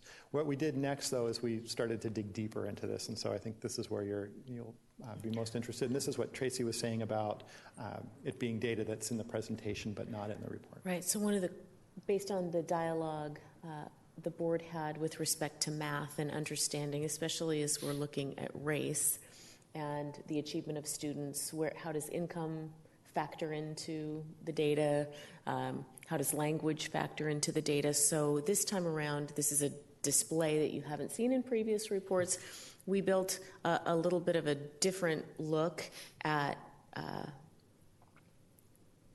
groups of students in terms of race and income specifically. So that's what this is, and I'll have Mike walk you through how to read it. So a little bit to unpack here. One of the things I think that's always important, and we've heard this before, is a percentage gives you one piece of information, but it's important to know the number of students that lie within that percentage. So for example, if we look at our Asian students in grade 8, and we're just looking at grade 8 data as an example. So you see similar patterns in grade 5 and 10. And we did this today, so that's partly why you're not seeing grade 5 and 10. So for grade 8 data, we have 429 students that met standard. I'm sorry, grade 8 for Asian students. I'm going to back you up real quick since it follows the same pattern. When we look at the total number, so we're looking at 8th grade students, the total number of Asian students, it's 474. And then of that number, we unpacked percentage meeting standard, not meeting standard, and income within each of those groups. Correct. So of the 474, 429 Asian students met standard, 45 did not. And then we broke it down further by income and low income and non-low income. So for Asian students, 85% of the students who met standard were non-low income, and 24 or 5% of the students who met standard were low income. And then again, you see over here, of the 45 students who did not meet standard, 34 were low income and were non-low income, and 11 were low income. So it's interesting, you do start to see some patterns here that when you look at students who did not meet standard, particularly if we look at a larger sample size here for Hispanic students, you get this interesting ratio. And this is something that stood out to me as I was looking at it today. If you look at just the number of kids, so here we have 1,200 kids, and here we have 200, so about a factor of sixth grader, but only twice as many, or almost twice as many students that didn't meet standard from the low-income group. So there's a discrepancy. That's a gap. That's something interesting to look at. Even for Black African American, 12 students that were low income didn't meet standard. And again, if you look here, that's about the same number of Asian students and a much greater number overall. So we start to see some specific patterns and trends in here that just beg some questions and make us start to think, is race part of a function of how our students are performing, as well as income? We all know. Yeah, the other part, just to interject here, is we're not just looking at the makeup of the students who did not meet standard, but also the makeup of the students who did meet standard. So it's just interesting for us, again, as Mike was about to say, how does income factor in and how does race factor in? And we're seeing both of those factors being factors. And again, it's not about the students, it's about the system. What this data helps us reflect on is, as a system, are there things that we're doing or not doing that are contributing to what we're seeing, not what the students can or can't do, because we know all students can. And we have students that are succeeding that you would maybe predict wouldn't. So that's information that gives us direction, not to say that we have kids who are deficient, but what are the things we need to change about our approach, whether that's through intervention, curriculum, interactions with kids and families, the way we deliver instruction. All of those are areas that we want to be thinking about, as well as all of the things we talked about earlier tonight. We started, and it just got to be 5 o'clock and time to run down. We started to break this down even further by language, to say students who were never ELL and actually ELL. Just as a general trend, what we do see, as you would predict, is if you were at one point ELL, that you might start a little bit lower. But students who were never ELL, so for example, Hispanic students that were never ELL perform at a higher level than those who were. And so we know language, students who are learning English as a second language takes longer time, but also students who are Hispanic who were never second language, English has always been their first language, perform at a much higher rate than those who weren't. Does that make sense? So we'll start digging down into that at a much deeper level for all of our areas and all of our grade levels.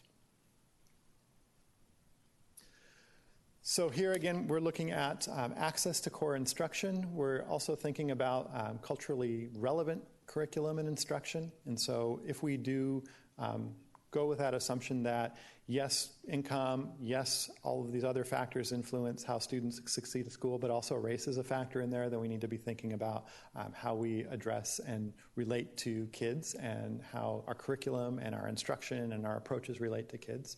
And then also, again, making sure that all of our kids have access to high-quality instruction and are prepared to access high-quality instruction. So again, overall, we do see high performance, especially in relation to other districts when we look at all of our students, but as we start to break it down, as with the LA and math, we do see gaps and areas of improvement that are needed. And we are still working on that 95% target. And remember, that will be something we'll need to recalibrate next year with a new assessment. I'm just going to add one thing that I'm kind of noticing on our overall, if you go back to the slide you were just on,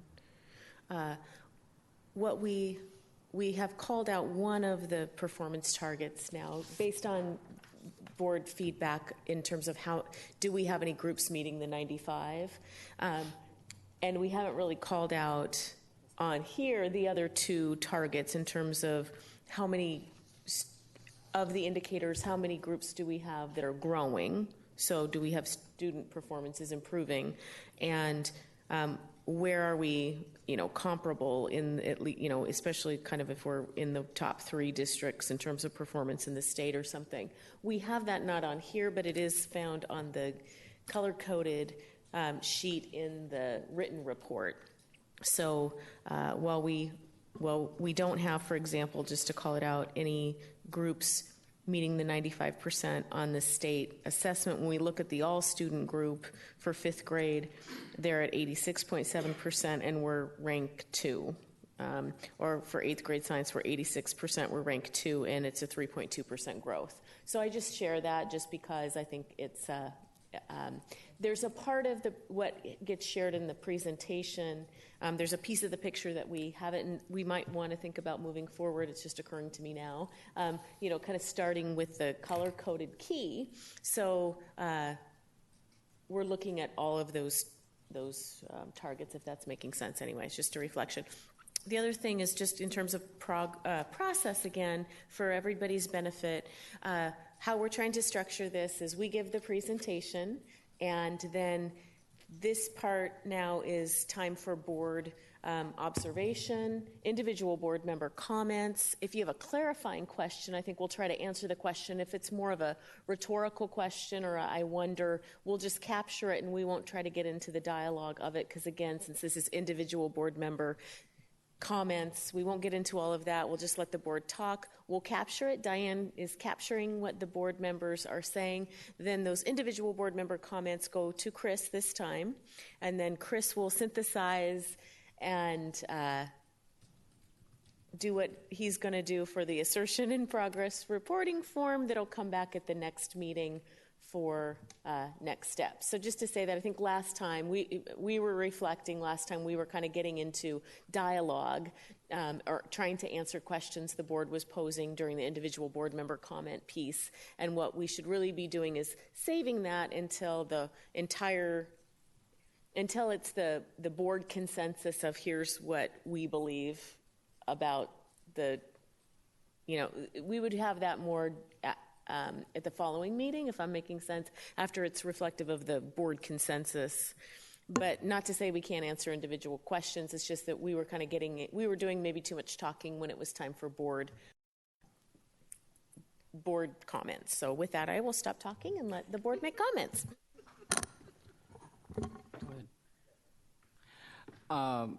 As with the math analysis, if we can go back one slide to the strategies.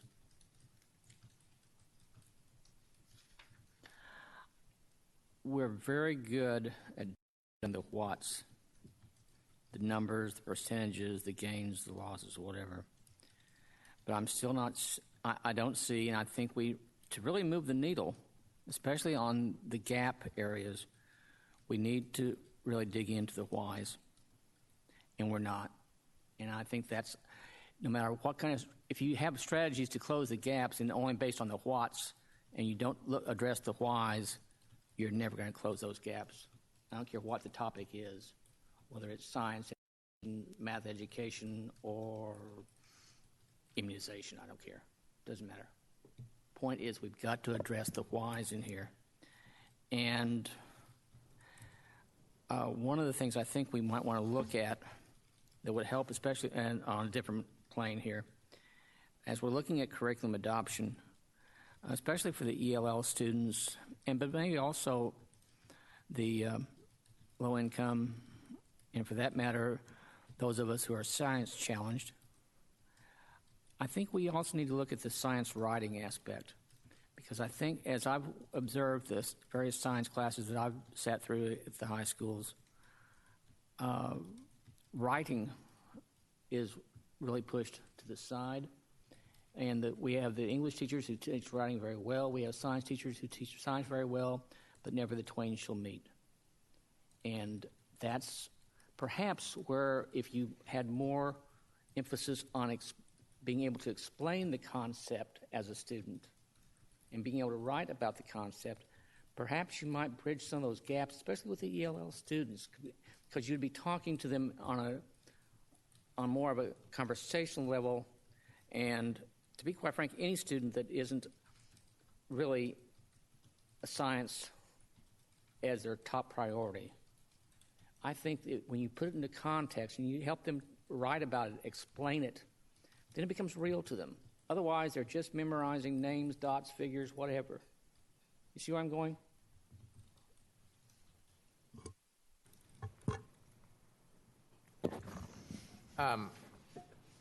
So I think I said similar things about math. I continue to be disappointed by our performance with low-income students. And I also am, like the math one, surprised by where we are relative to comparable districts with low-income students. And it's very interesting to me that, again, the districts that are above us, like with the math data, are not districts that are usually above us. But what is interesting is I was comparing the math report presentation with this, and the districts that are above us, there do seem to be some, Camas, for example, in Meade, for both science and math. So that just telling me that they are something that they are doing that we could maybe learn from. And I lost my train of thought. I'll leave it at that for now. I might return when my brain comes back. I might have a few more comments, but I do appreciate the presentation. Again, I think it continues to be an excellent job of presenting where we have room to grow. And for me, I'd like to see us continue to focus on performance for low-income students.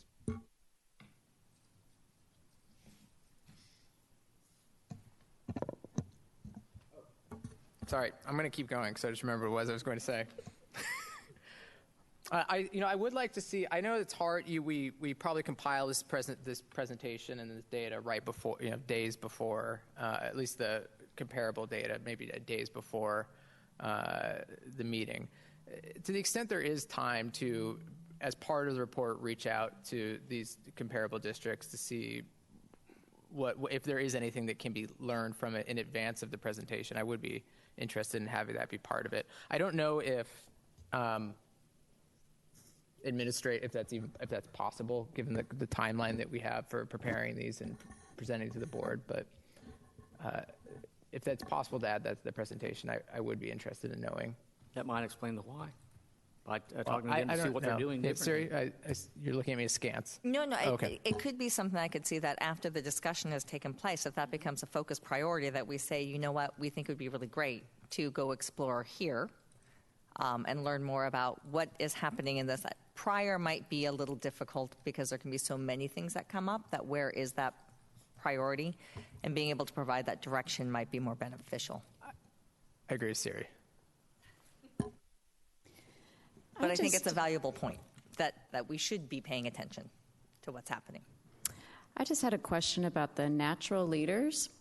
Do we know how many natural leaders we have that are actually actively engaged in our Title I schools and assisting with some of these challenges? I know we've listed them as a resource and sometimes as a new strategy being implemented, but I also hear that it's difficult to get natural leaders, and I'm just not sure if each of our Title I schools has a very active natural leaders base. Mm-hmm. Great question. So just for the benefit of everyone, Natural Leaders is a program in our Title I schools. It's a program that we receive funding for training from the Washington Alliance for Better Schools, which we're a member district of. And so how it works is a leader in the community will be identified, and that individual receives training through WABS, and then they help to serve sort of as a liaison to a specific community and help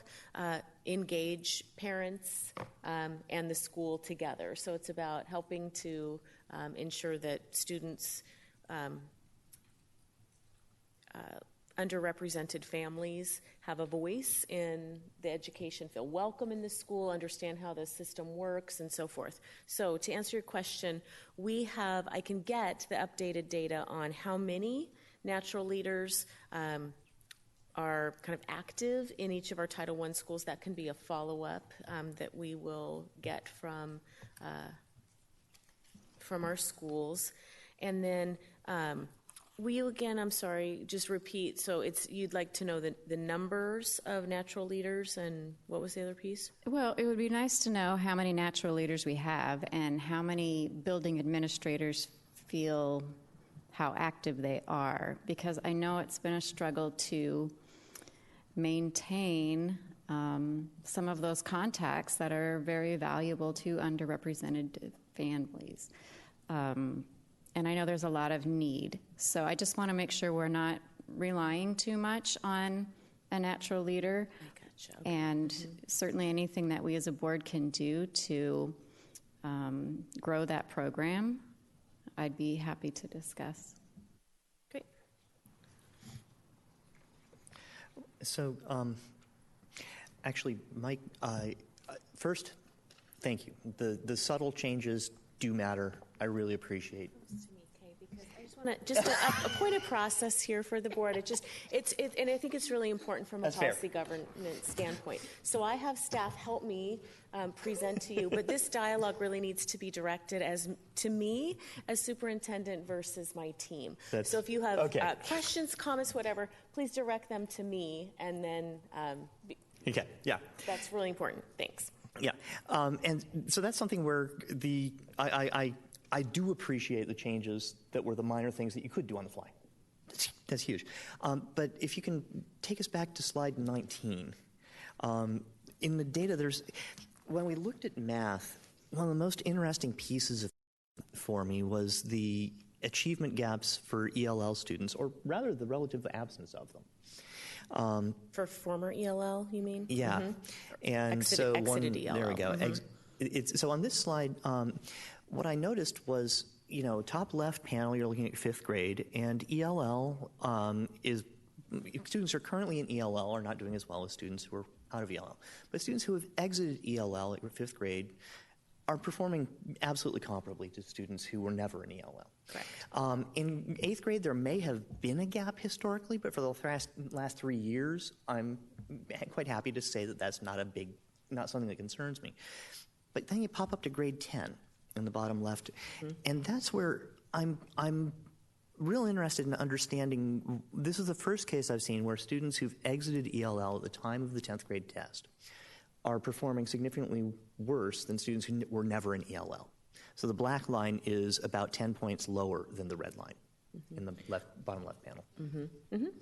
And it's consistent. I mean, this is a gap that's been there. I think that it's very likely that the assertion can be made that language is much more important the further one goes in the system.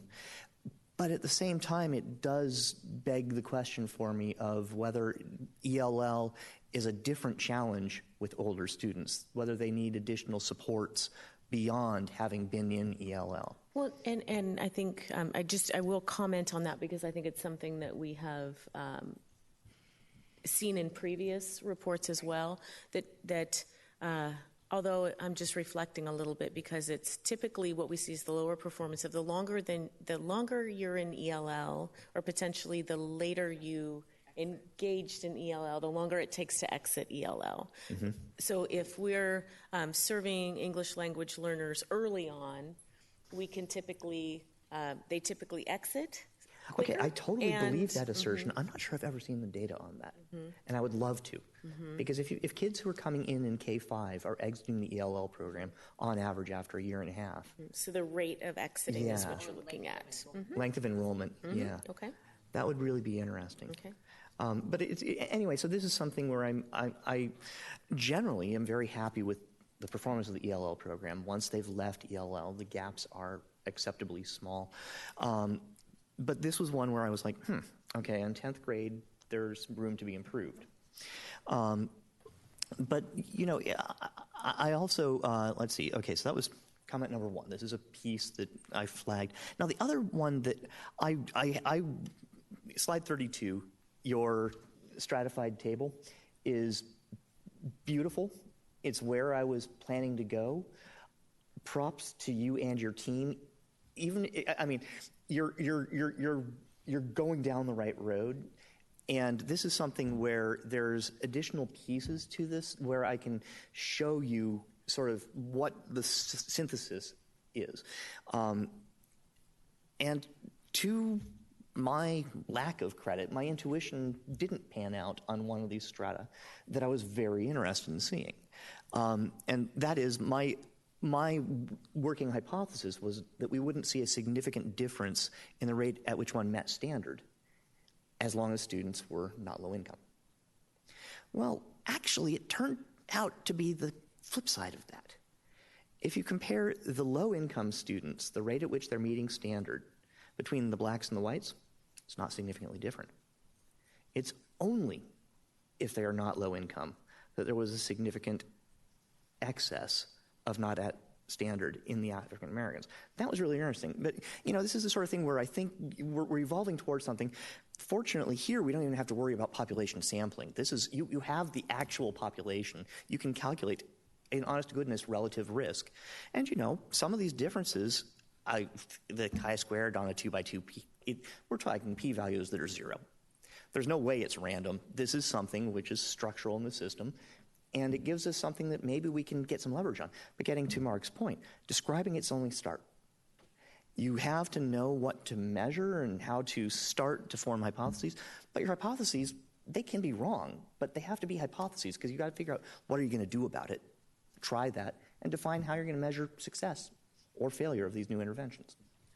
Chris, to your point about the 10th graders, question comes to mind that maybe we ought to be looking at, as we look at this data, especially when it comes to the 10th graders where there's such a gap, are the kids that were having an ELL at that point and we're measuring, when did they come to us? Did they come to us in 9th grade, 10th grade? Did they come to us in 2nd grade? Yeah. And there's that follow-up. So it's the idea of... The migratory component. Yeah, the idea of all of a sudden you're having a major learning curve at a higher age, and therefore they don't have the time, if you will, in harness to be able to get up to that standard. Right. And that's the whole thing, is that the first step is to describe it in ways that allow you to generate these hypotheses. Then you look at it, it's like, what are the things that I think are the best piece to dive into? That's actually, it's real nerdy of me, but I'm having a ball with this analysis. It's looking at things, it's interpreting where are we at. Yes, I would like to see us at 95% in all groups, but just being able to say, well, gosh, here are some interesting gaps. Are we interested in focusing and closing particular gaps, or is our priority a global thing on just raising performance across the board? That's the discussion that becomes possible once we've looked at the data, and I'm very excited about it. Going back to your 10th grade, I'm sorry. Yeah, no, that's all right. Going back to your 10th grade thing again, it occurred to me, while we've looked at how we can improve the ELL students who come to us in 3rd and 5th grade because you've got the time, maybe what we need to do is look at a strategy, too, of how to improve the child who comes to us in 10th grade as an ELL student and approach it differently because they've got a very small window of time to improve. It's a different context. Yeah. And so it's very intensive. And it also comes at a time when everything's intensive. Yeah. And I think we need to have a different approach for that change, if you will, or that key to that puzzle, as opposed to the one in the earlier grades. Does that make sense? Yeah, and that's one where sort of taking the data that we've seen and asking, okay, is that gap of exited ELL relative to never ELL, does it persist if we only look at kids who we've had for more than 5 years? And that at 10th grade is basically did we have them in elementary? So it allows us to frame the challenge. Where is the leverage we might be able to get on the system? Because it might be that we have a particular opportunity to improve performance by focusing on kids who are older when they arrive as ELL and improving that piece of the system rather than saying ELL as a whole needs to improve. I do think the presentation spoke to that. That does. was a discussion to It the really language does. acquisition specifically that we're speaking to in the vocabulary and the PSYOP. So there is that piece that I think that was captured as one component of one of the strategies. So it was going to be. So I do think that's being talked about and thought about as this is being found. Absolutely. So I do want to highlight those components. Then the question is, from there, how does that play out in the long run, and then what adaptation is made based upon that. So I think that's that piece that still remains to be seen how it plays out. But I do think that is a component. Something I think we should take a look at is in 10th grade, ELL students, how many of them are going out and getting jobs? And I'm not sure if we track that anymore. When my oldest started working, he actually had to have a building administrator sign off before he could. Okay. So we should have some data on that. It would be interesting to see how many of them are going to work at that point. Yeah. Question on the ELL students, and perhaps we've answered this before and I just don't recall. Do we have a number on how many of those students stay as ELL students per se for X number of years? My point is, we know the average perhaps they get out, but I'm wondering if that 10th grade student who may have been with us for 5 years, if he or she's been a 5-year ELL student, what are we not doing right to be able to improve their language understanding, to be able to improve their science and math understanding? I don't know. Mm-hmm. We do have that data. We haven't incorporated it into the ER reports, but it's in our program report for ELL and some. So we can, But we there might we be do some, have the there data. might be some how long interesting people are in. links. Mm-hmm. Mm-hmm. I don't know. Yeah. And So building off that, yeah, go ahead. you might have I'm EL. going Are you still on EL? You finish ELL because I got a different direction to go. I was going to go to low income. Great. I'll catch up. There actually was a combination across all the board. I appreciate all the work with the equity. Just want to highlight that. I know that's been a focus, and we've talked about it for a long time, the equity teams in that piece. I think that's really valuable, and that needs to continue in really looking at how we address student performance. So that would be a strong focus to continue in the time coming, in which to do it from a broad perspective. The other component, and it was touched on in the presentation, dealing with experiences. And this goes back, making me think of Bob Hughes' presentation that spoke about framework and opportunities that our students come with, and that those are dependent often as to your background, your context that you come to the table with, much as language, also your economic class can do that. So how will we be working? So I guess the piece that is, how do you determine the need to expand opportunities to experience science and what that would mean for the exploration piece? Is that through extracurriculars? Is that through PTA? Is that through field trips? I was thinking of North Star's presentation earlier today, and they spoke about their monthly field trip, going out and doing things, or the biomimicry engineering.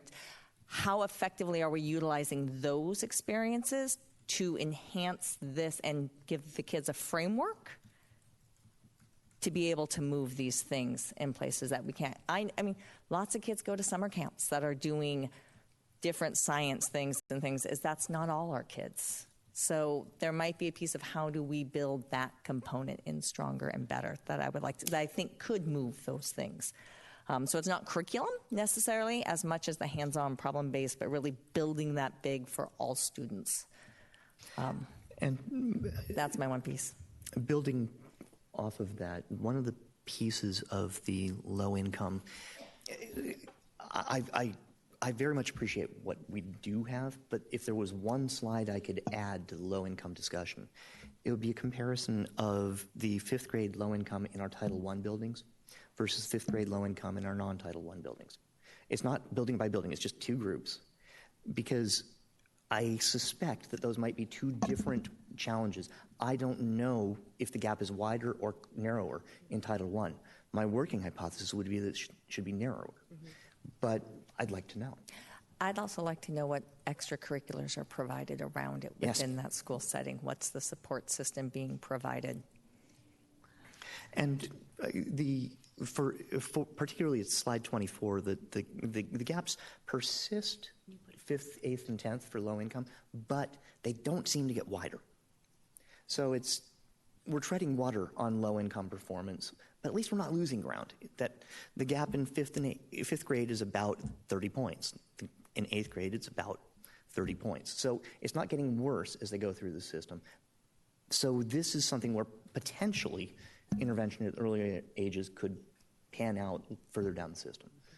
To Cassandra's point earlier about the ELL students in 10th grade and those who may be working at that point, I think we ought to look at that same information for low income, because I think it holds true just as well for both of those groups, to be quite frank, because both of those groups are more likely to be working already by 10th grade, if not 9th, 8th.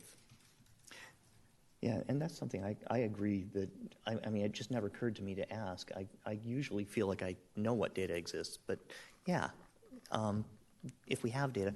That said, this is a world where I have discovered, having now got a kid in college, that it is impossible to get a paper route. So that first job is becoming a challenge to acquire in this neighborhood. It's not impossible, but it's definitely a different game. Working as a busboy, Busboy is still out there, yes, and Menchie's, they're still there. How many WANIC summer school programs do we offer that contain science? Because I believe last summer they were free or very low income, $50 for like 10 days, a very substantial all day long course. Mm-hmm. Yeah, so we do track that data too, and I think we even presented it in the CTE presentation, so we can loop back with that. But you're right, there's a big opportunity for students to access courses in the summer that are almost free. Right. You only have to pay if you want to receive tech prep credit Right. for those, or dual credit. The other thing, just on that line that this reminds me of, and some of what Siri was talking to, is we are doing right now an assessment of our own summer programs, and I'm trying to remember if we did the program report on summer programs recently, and I think we did earlier this year. I'm just trying to remember, or maybe we've just talked about it internally. And so what we're trying to do, given that there are many students who can access programs through DigiPen and different organizations across the area, which are wonderful programs and often come with quite a bit expense as well. Are there things that we can learn as a system, things that we can offer through our summer programs that are more camp, more hands-on, more experiential, not necessarily just kind of what we've considered core academic summer school, especially at the elementary level. So we've got work going on in that area, so we can take a look at what we do in our district and do some different unique things. I think we need to make sure that we don't just offer it, that we face-to-face talk with students about how beneficial it would be if they could participate, so they know the opportunity is there. And I also think that as we look at that and we look to promote it to those students, even if it's only $15 to a low-income student is a lot of money. So I think we can work very easily with the foundation to bridge that gap for those low-income students. I could see that being something that would be very attractive to the foundation. Great. I have a data request for future presentations. Well, first I'm going to make the request, and then I want the board to help me decide if it's one worth doing. I think it would be. I was just looking through the districts that were above us for low income, and I was noticing, and this is sort of I didn't do a complete study, but it appears that could one of you just advance or go back to so we can see the majority. slide? The majority of Eric, those. can you just give us the slide number real quick? Oh. Does it say? I don't know. Is it in the little orange in the left? 23? Thank you. Maybe. Great. Oh, right. The majority of the districts that are above us appear to have a higher percentage of their students that are low income. Mm-hmm. I don't know if there's a way to interpose that in future presentations, the percentage of, and I just was looking at OSPI, the percentage of students in the district that are low income. And I also don't know, and then my follow-up question for the board would be, what would that tell us anything that would be useful? I was mostly curious. I don't know how that would help feed back in and but I to think me, it goes to the why and the how. Well, right. It does raise questions of, well, is there, are there sort of economies of scale, I guess, in ways that you can implement if you have a higher percentage of your student? I was surprised to see that, because you would think that more districts that are more well-resourced would be able to combat achievement gaps better.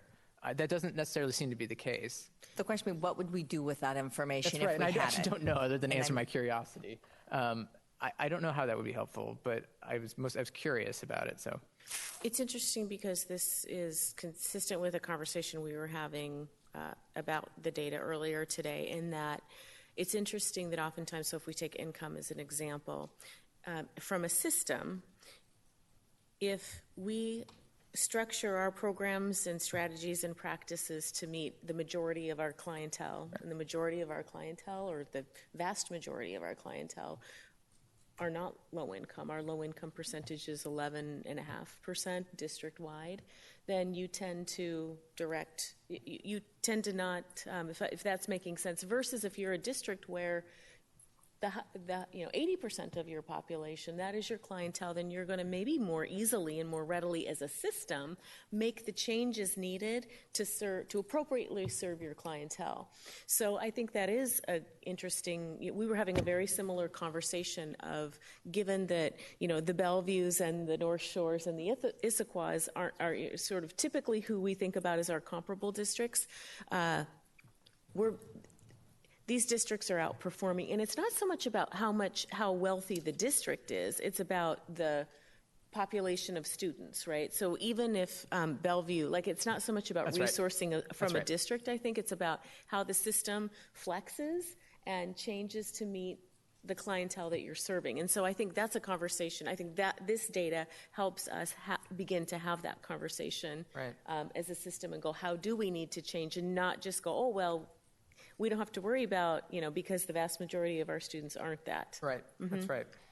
Well, but I think, though, the idea of seeing what they're doing would help us address and target those students who are in that group, because there may be a program that we can look at for pull-out, I don't know how to address it, to be quite frank, but with the idea of being able to address the problems that they face in completing schoolwork, in having time to address schoolwork, that we can assist with. And again, it may take beyond the district itself, it may take the various agencies that are in the community, but the idea that we have those folks, those kids in our school system, and they deserve our help, and the only way you're going to break a cycle of poverty is to educate. And this is something I want to say yes. And I just was at Lakeview. Lakeview's a microcosm of the whole district, about 14% low income. And they have just started providing bus service from the school after their extended hours back to the two local low-income housing units, allowing those students to stay for additional help without worrying about getting home, and allowing the parents not to worry about getting them home either. It seems to be having an impact with them. That's the sort of thing where it's like, dude, little pilots exist around the district, and hey, if they show results, then fabulous. So, anyway, okay. So we're done with low income. Shall we touch on SPED? Actually, I have nothing specific to science from the SPED conversation. There are gaps, they're persistent and large gaps, but I still feel like I'm not in a position to interpret the gaps until we can subset SPED into the specific learning disabilities as compared to other global cognitive deficits. So. I agree that it's going to be difficult to separate those. I think where we're going to find it's not an overall panacea, but a great way to address it is going to be through the team teaching. Yeah. And I think that's how we're going to be able to address the SPED gaps in science as well as math, to be quite frank, because until you do, I don't think it's going to change. And I think that perhaps transcends the diagnoses. Well, actually, Mark, I think you just put your finger on something that's very important. It's not about the SPED gap in math or the SPED gap in science. At this point, having seen science, ELA, and math, it's about the SPED gap. There is a SPED gap. Across the board. It's across the board, and understanding what we can do about that is the bigger picture.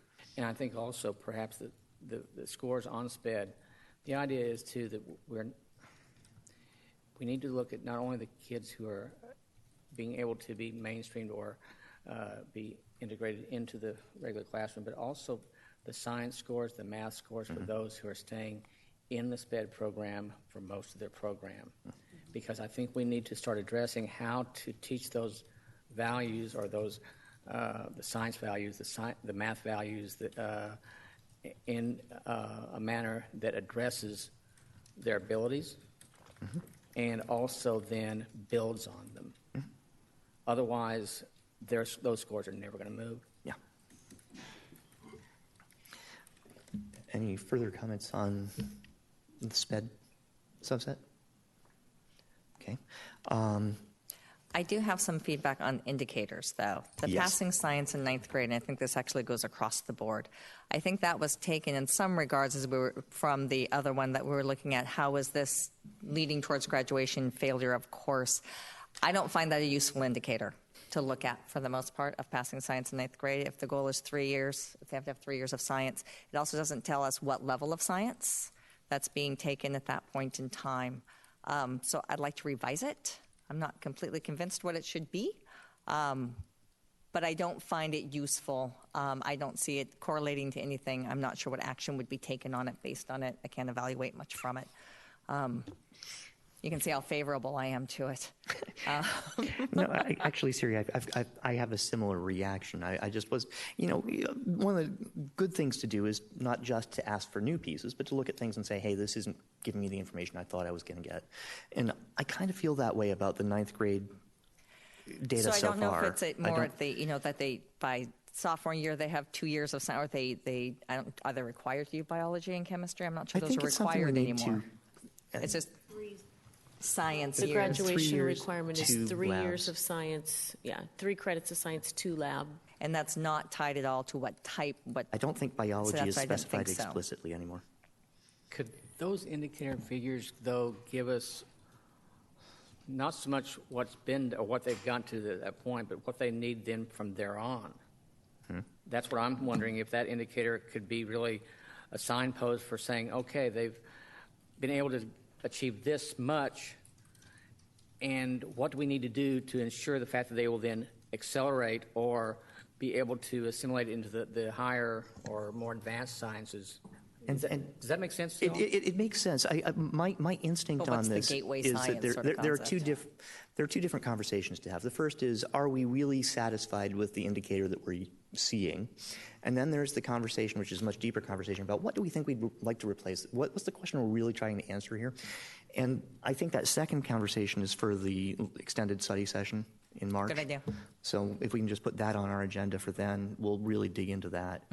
Because I don't think this one's necessarily specific to science either. No, it goes. That was the math wing why I requested algebra instead. It would be the same concept. So anyway, we'll revisit that. It's we're still learning our way through this as well. So it's not a fault to be assessed. And my key thing is just to sort of try to get these things documented so then we can look at them in March. Yeah. Dual credit course in science. Did they go on to take an AP and IB, a college and high school? Because that's a component of, are we succeeding at getting them college ready, career ready? Many of the tech fields will require, and that can be across the board when we say a dual credit course. It could be a CTE course that's doing the dual credit. It could be whichever possibility, but really looking towards that component because they have to have the foundational science in which to get there and be able to succeed there. So that would be the other component. And we talked about it, and I don't know how you measure it, so I'm just going to toss it out. Doesn't mean it has to happen. Something to deal with opportunity to explore science concepts, extracurricular during school, secondary during summer. How effectively are we getting that opportunity out there for our students? And the incentive for it. To be quite frank. That they come and take them would be the key. Make them want Right. Want to take it, and not just to get the concepts, but that there's a reason for them to want to get the bug. Yeah. But those are just possible. I don't know if we can. I don't know if I'd jump on it for next year, but that's just one of those things. If I can see that as being thinking about the presentation and science as experience and framework, and that how do we look towards that? So. Yeah, and this is one of the challenges in terms of where does the ER end and where do the programs begin? Because for me, it's always kind of, is opportunity, if opportunity belongs here, then my instinct is, well, I'd like to know which AP courses are available in science at each of our high schools. Are there gaps across those things? It's a one-slide table of who's got what. But I'm not sure that belongs in the ER. But if the data is showing you have discrepancy in which your students are accessing AP and IB, then the question would be go explore, figure out why, and that would be the next step in which to do so. Yeah. So again, I think that's that's a deep conversation for March. So let's take that one to the retreat. To that point, though, especially as we're looking at the student who's looking at more of a trade school application, but yet God knows, as computerized as mechanics are these days and all the other trades that you can think of, I wonder if we're talking perhaps, we're only talking alpha and omega here. We're talking regular science, we're talking AP science. Should we be perhaps talking about technical science or vocational science, if you will? Yeah. Somewhere in between, I don't know. I agree. Because I think that may be where we're missing the point with those kids who they don't consider themselves I'm saying this from a self-esteem standpoint. They don't see themselves as an AP student, but they know that they have an interest in X or Y or Z, but they know that they're going to need some science, but they don't know how to really go about doing it, and they're not incentivized to go beyond the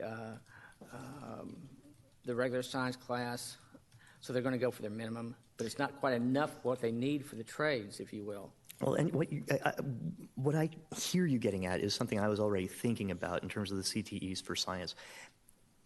Access to science is something that is, for many kids, driven by something that pulls them into it. And for the kid who didn't always consider themselves a scientist, when physics got around to torque and inertia and suddenly was relevant to engines and cars, I had friends who were like, oh, as long as they hadn't been knocked off of this path already. Early on. And so it's like, how do you make sure that they've got the opportunity? But this plays into what we were talking about earlier in the study session. The 7-period day gives us an opportunity to expand the offerings of these things that bring kids in and engage them on the stuff that they're passionate about, which just happens to require them to do math, science, or other pieces. But also that by virtue of looking at that middle area, it allows us to, because AP, let's face it, we're talking about the 4.0, the 3.9 student, whatever, the students I would never be anyway. But we'd get you through one if we tried hard enough. Trust me. I'm looking at the B and the C student and trying to find a niche for him or her that the sciences and the mathematics will actually, because they'll need it. Yeah. And the employers need those employees. Yeah. And to be able to answer that need and to make our students desirable to industry, to employers, we need to be able to address that middle. Right. So I guess that's something downstream. It would be real nice to know about the science electives, and not just, much as I love marine biology, it's the CTE type electives, whether they're, I was talking to someone earlier today about the requirement for physics as a prerequisite for kids who are working in a forensic lab. What? But nonetheless, how do you integrate that in so that kid gets the physics they need without having to take the physics separately that knocks them off the forensic science pathway? So I'm very interested in seeing these alternative paths develop where, whether we call it applied or whatever, it's truly useful to the student, and it lets them opt into things that really play to their passions. I think it's basically looking at applied sciences as opposed to just the... Well, trust me, in woodworking, one used to learn a lot of these important applied sciences. Well, angles, et cetera, the math of it, 3D printing class like they have over at Redmond High, and you see the students who are in there. Oh, sorry. Eric brings up a really good point. Fascinating topic, but we're not on. And much as I love Nancy, I vowed to myself that I would not be Nancy. But to wrap that concept, back around, you are looking at being able to deal with CTE and make sure that those components are also addressed. And so that will be something I recommend in March that we do look at. If that is the case, and we value that as the board, we should look at how would we know it is occurring. Yep. If that is a piece we want to evaluate on from the cult for the idea that we're reaching the mission and vision. So I think that can tie in very well in which to do that. All right. So one last thing. Okay. But this one isn't difficult. It's on the target when we do it within schools, our comparables, we call them. If I remember correctly from our extended work study session, it actually wasn't a comparable we spoke to. We spoke to it being in a quartile of the top quartile or that. And I would recommend we actually don't state it as comparable. How are we doing in our comparable? But we actually state we should be in the top 5 overall. We should be within the top 10 of any subgroup and sort of work it that way as opposed to a general set what it is as opposed to just stating comparable. It's not a target currently. It's an observation. Yeah. So that one, again, I think is an extended study session topic. Yep. So, all right. So that's extending the study session somewhat. Yeah, I know. This extended study session might be extendable. But, okay, so from here, Actually, sorry. Do you have any final? No. Okay. You guys have been very thorough. Okay. That's all right. I just don't want you to be afraid. That's to a double-edged weigh in. comment. Yes. So from here, the plan now, Diane, if you can send out to all 5 of us the blank form. You don't have to do a full report. It's just hit your highlights for each of the sections and bounce those back to me. If what's today? If it's Monday. Just a clarification. So as part of the process during individual board comment time, Diane's been capturing what board members have been saying. So do you want that sent back to each individual board member, or Actually, just Chris as the... That would be great. But, honestly, my instinct is that after our conversation, each of you has in your head, what are the big 3? What are the things that you think are really important? And you can synthesize those in. I can work with the main transcript to build out a framework. But it's really, for me, it's about getting the priorities from you. So do you think the transcript, just from a process perspective of Diane doing that, is that helpful, or is it more helpful just to have the conversation and then after reflection about what everyone has said, just be able to send your 3 priorities to the person who's responsible? Like, I don't know if it's just too much information or... It would be TMI.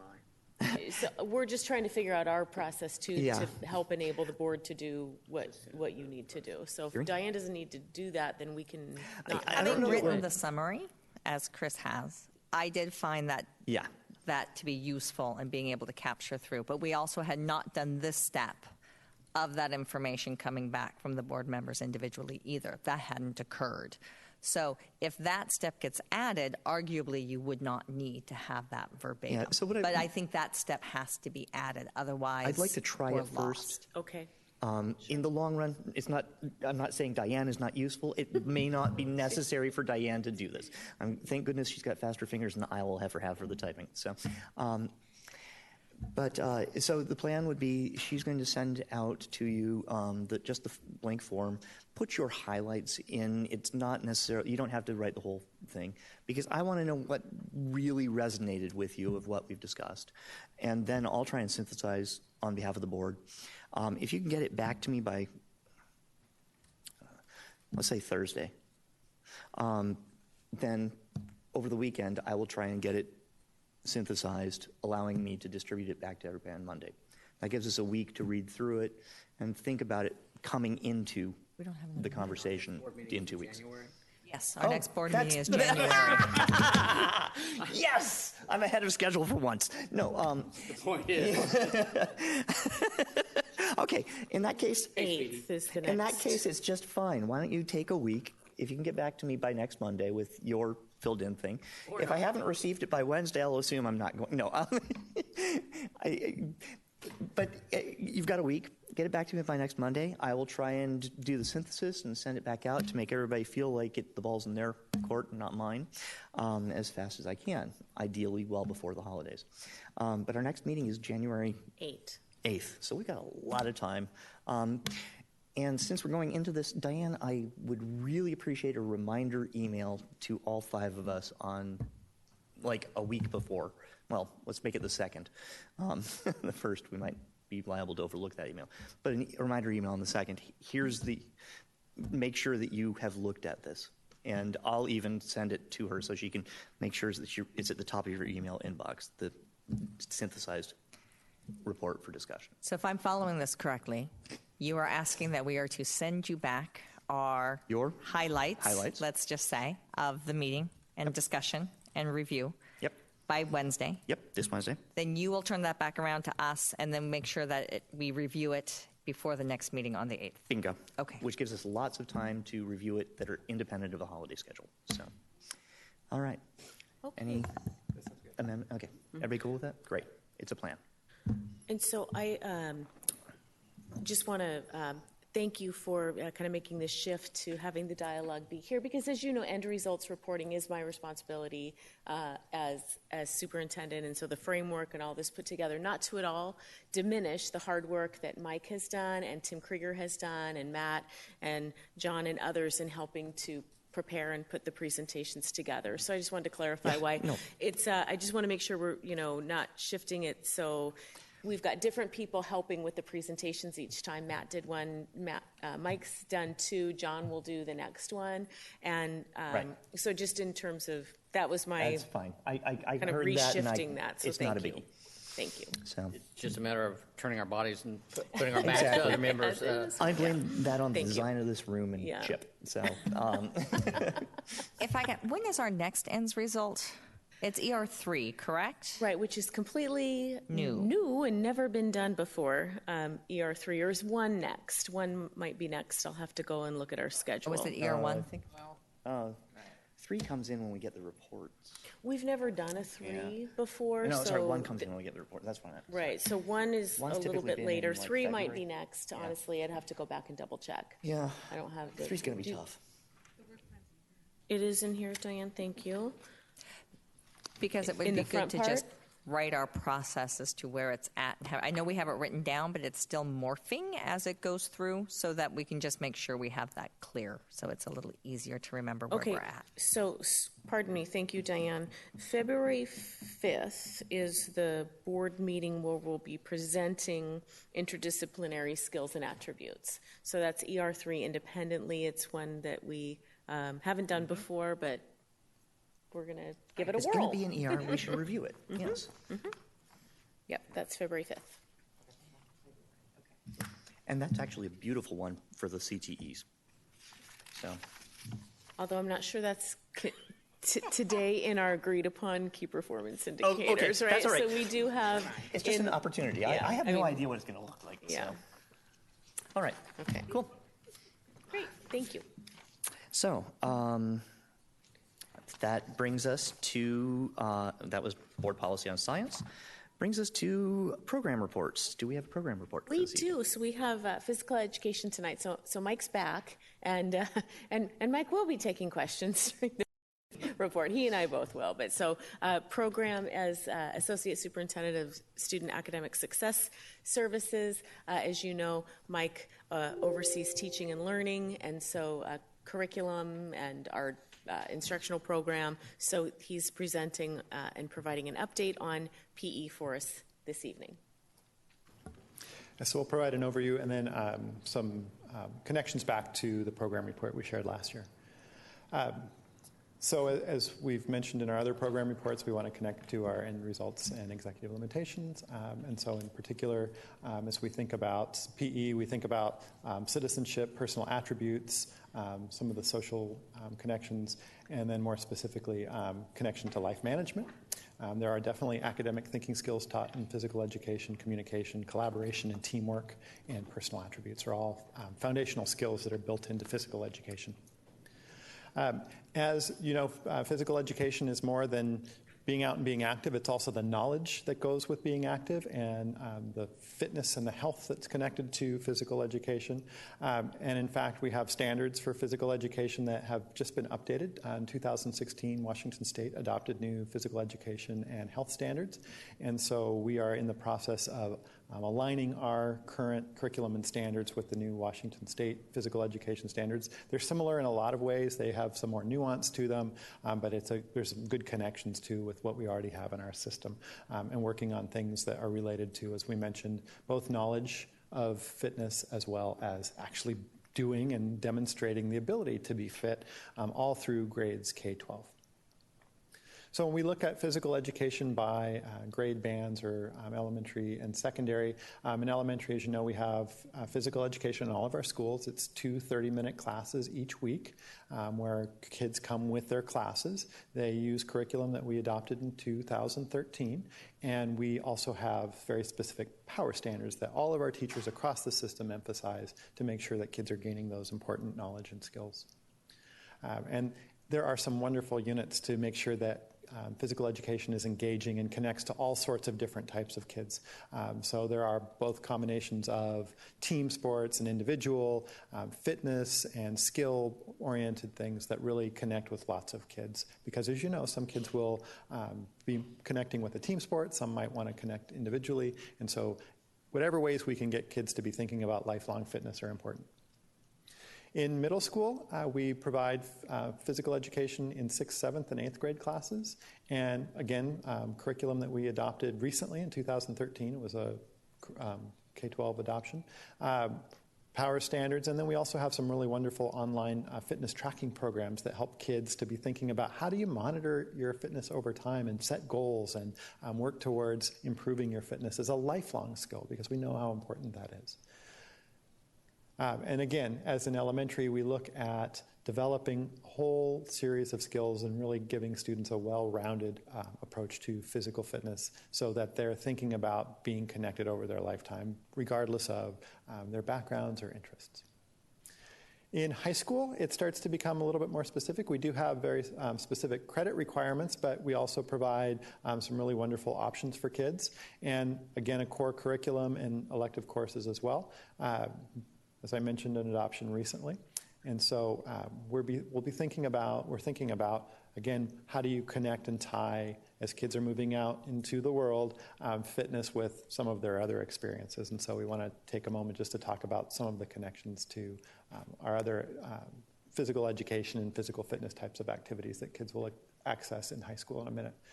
So some of the courses that are available kind of across the board in all of our high schools, we have a common 9th grade fitness class, but then we also have things like recreational fitness, conditioning, weight training, care and prevention of athletic injuries. That's one of those knowledge-based courses that we talked about, Outdoor Adventures.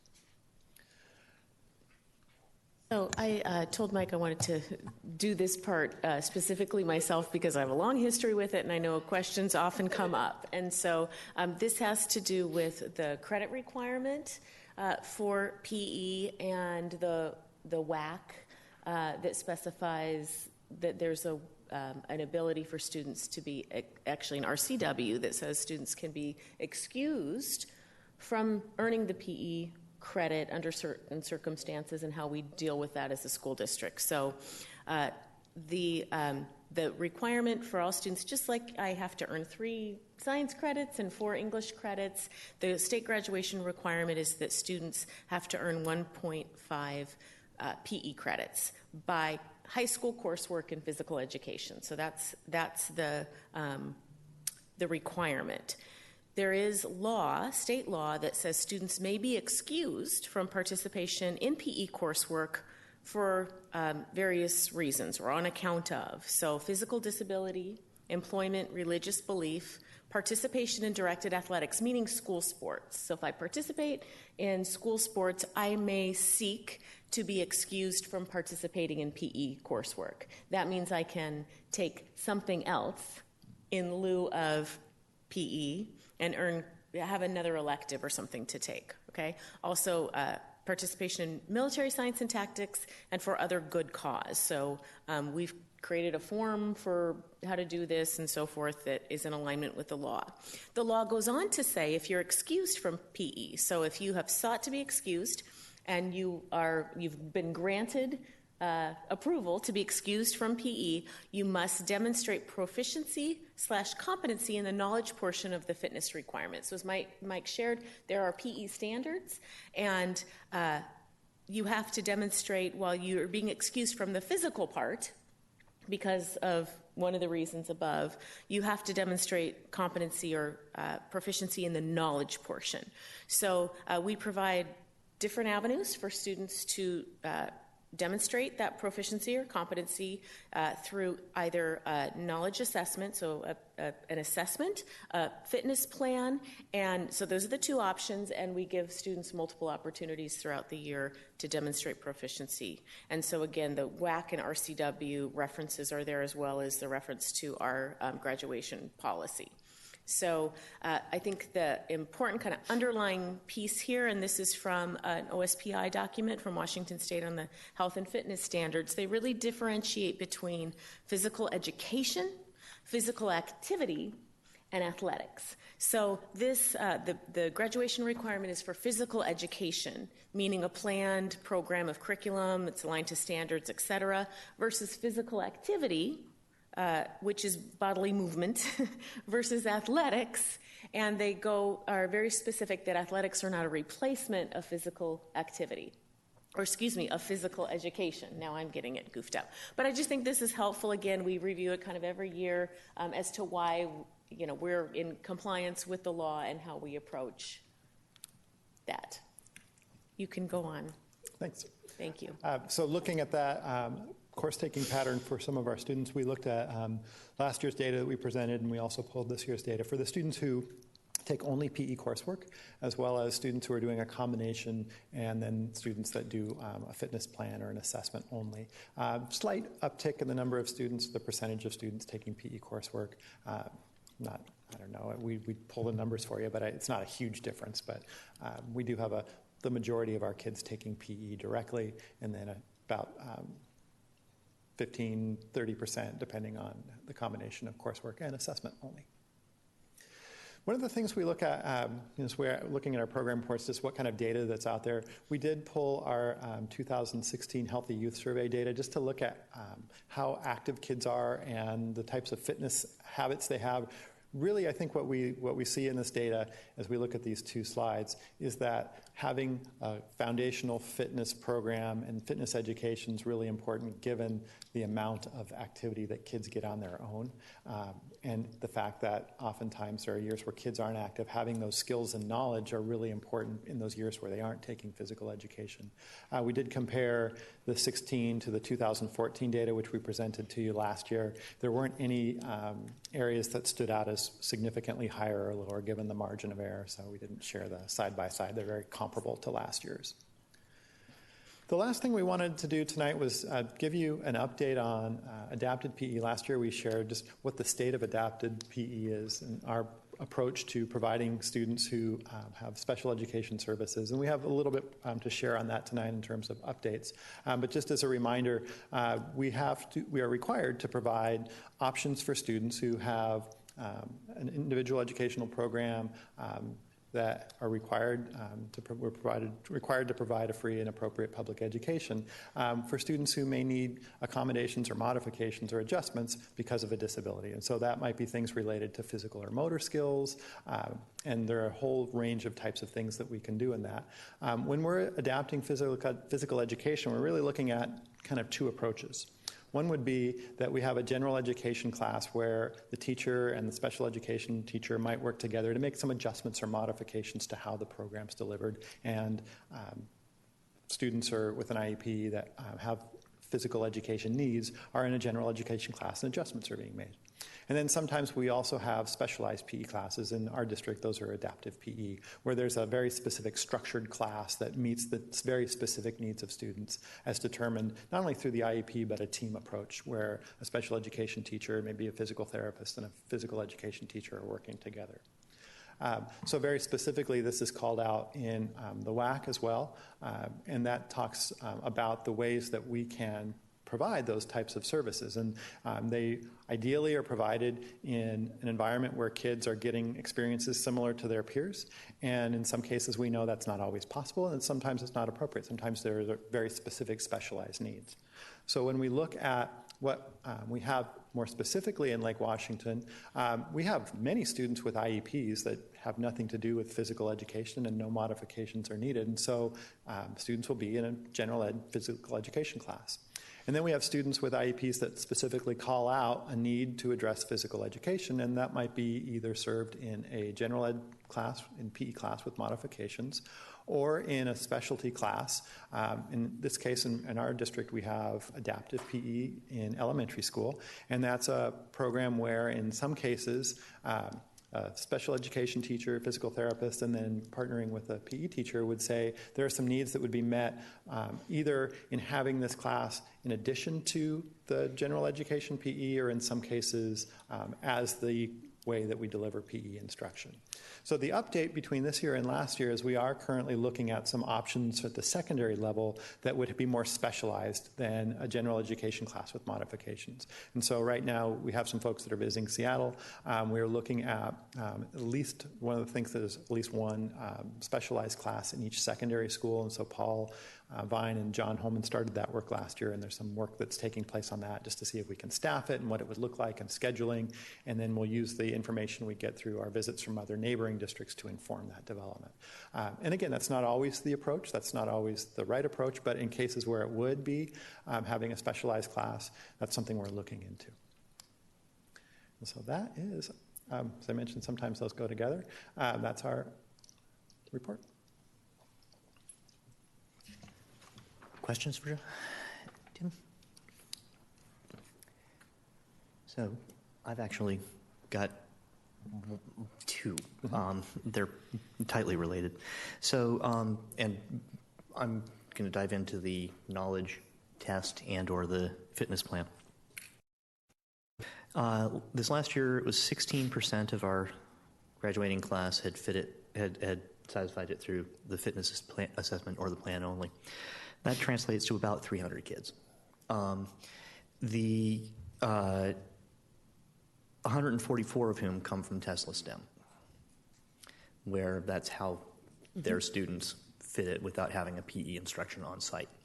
I'm not sure if ICS takes it either, takes PE classes, with the consequence that you're left with the rest of the district combined has as many kids taking the fitness assessment / plan option as one alternative school.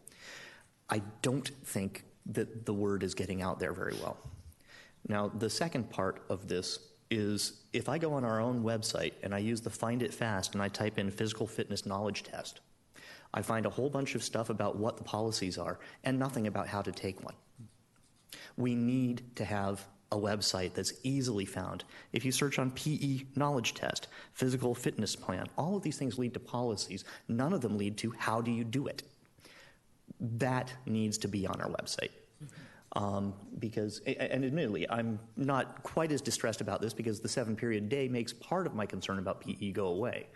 But having to take 3 semesters of PE instead of 3 semesters of whatever you're passionate about in a core 24 environment sucks, unless you're passionate about PE. So anyway, I very much want to see the numbers on this percent fitness plan use reported out by building for our comprehensives and for our choice schools. And like I said, it's great to have a policy that it can be done, but to not have a district-wide, here's how you do it. I mean, you, in this presentation, told me that there are multiple times per year you can take the fitness test. Why aren't those dates available in our website? Yeah. So I think just to respond to that, I think we are pushing that information through connections to parents and out to buildings for inclusion in their school newsletters. I think you're bringing up a good point in terms of... It needs to be on the website. Because it is on the website, but in terms of how you access it... I need the information now, not in the letter that I got 3 months ago. I think the issue is it is on the website. It's just that, yes, it's on the website, but the search function isn't, you're not getting to it by putting those key functions there. So I can't off the top of my head remember which part of the website. If you knew where it was, you can find it. If you can't find it without knowing where it is, it's invisible and it doesn't count. Yeah, so there's that. Good feedback for us to take and ensure, because it's not our intent at all to keep the information from anyone. Right. Are you saying that the study guide for the PE exam is not online? That's also available on I know it is available. Yeah, I think it's just, we have a new website. I think it's partly just getting the navigation figured out. But we have the procedures and application timelines and all of that. And the actual guide that the kids study. Okay, because what I'm hearing from high schools is the kids have to come in and request the booklet and take it back to study, which makes it harder for Running Start students and kids who are off campus. I think there might be some process issues that are challenging in the actual implementation that'll be worth figuring out. Much as what you're speaking to of that being an issue, or the message not being out to students that's possible, or I know access of when you can get in to actually put things in is limited. So I think that might just be worth a once over. Yep. Yep. I'll be very interested to see how the adaptive PE beyond elementary school gets developed and to the extent that it does. I'd like to suggest to y'all to take a look at or visit the PE class in middle or high school that is quote-unquote inclusive of the special ed kids. I didn't catch I'm sorry, Mark, did you say the name of that again? I would like to suggest y'all that you drop by unexpectedly a PE class that has inclusive of the SPED kids. What you're going to find is something that would not be acceptable if you're talking about a race or ethnicity inclusiveness. You'll see them over in the corner of the gym kicking the ball between themselves at the most. You will not see them, by and large, included in the overall program. And to say that the prior, in the past, that IEPs, if it called for adaptive PE beyond elementary, it didn't exist. I'm sorry, folks. I respect y'all and I like y'all, but I can tell you as a parent, I was told by the middle school principal, you either take PE or you don't have it at all. There's nothing in between. Yeah. Forget it. Mm-hmm. Mark, I want to respond to that because I respect you and like you as well. And I know that you have shared your personal experience before, and we take that seriously. And if that has been your personal experience, which I believe you and you're sharing it, then there are system issues that we need, because that's not appropriate. It's not reflective of what we want happening. I also want to share that I have firsthand knowledge of seeing it be effective and work. So I think that there are places we could go and visit. And again, it's maybe a number of years ago, but I'll just speak to Inglewood when I was principal at Inglewood. Again, that's been a lot of years ago now.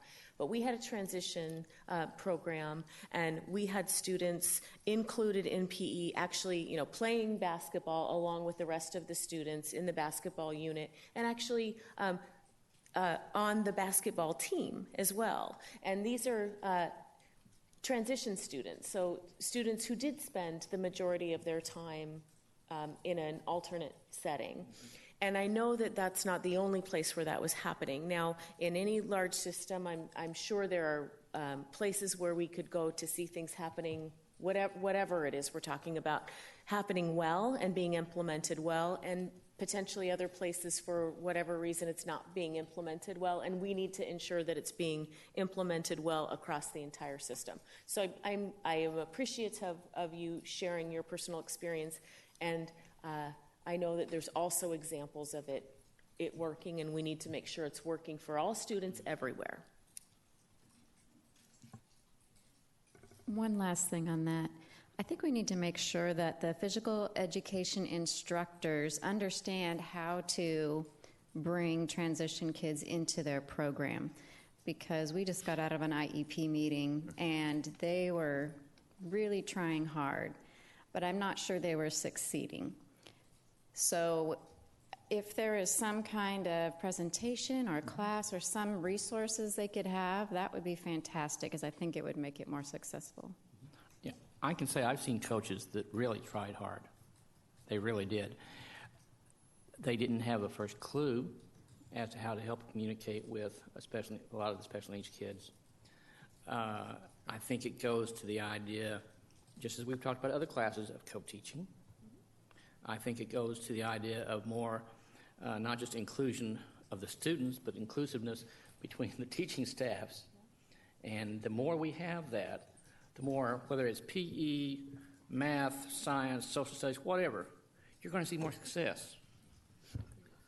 And I do know that we have special services folks who do work with our PE teachers. So I guess the question is, like Tracy was saying, we want to make sure it's happening across the system. But there are, and I've seen resources for adaptive PE and presentations. So sometimes it's just worth that check-in to make sure it's still in the system and still happening, so we can do that. Along those lines, is in the PLIE framework, is there a feedback loop on evaluating how well it's being implemented by site? I mean, that's something that I mean, I understand that there's the desire, but there's always that difference between implementation and theory. So, this is for the concerns that Mark is expressing. How do we structure it such that if there are issues, that they get surfaced rapidly and hopefully addressed? I know we brought in the additional teaching coaches. Are any of them trained in adaptive space? I mean, this is something that...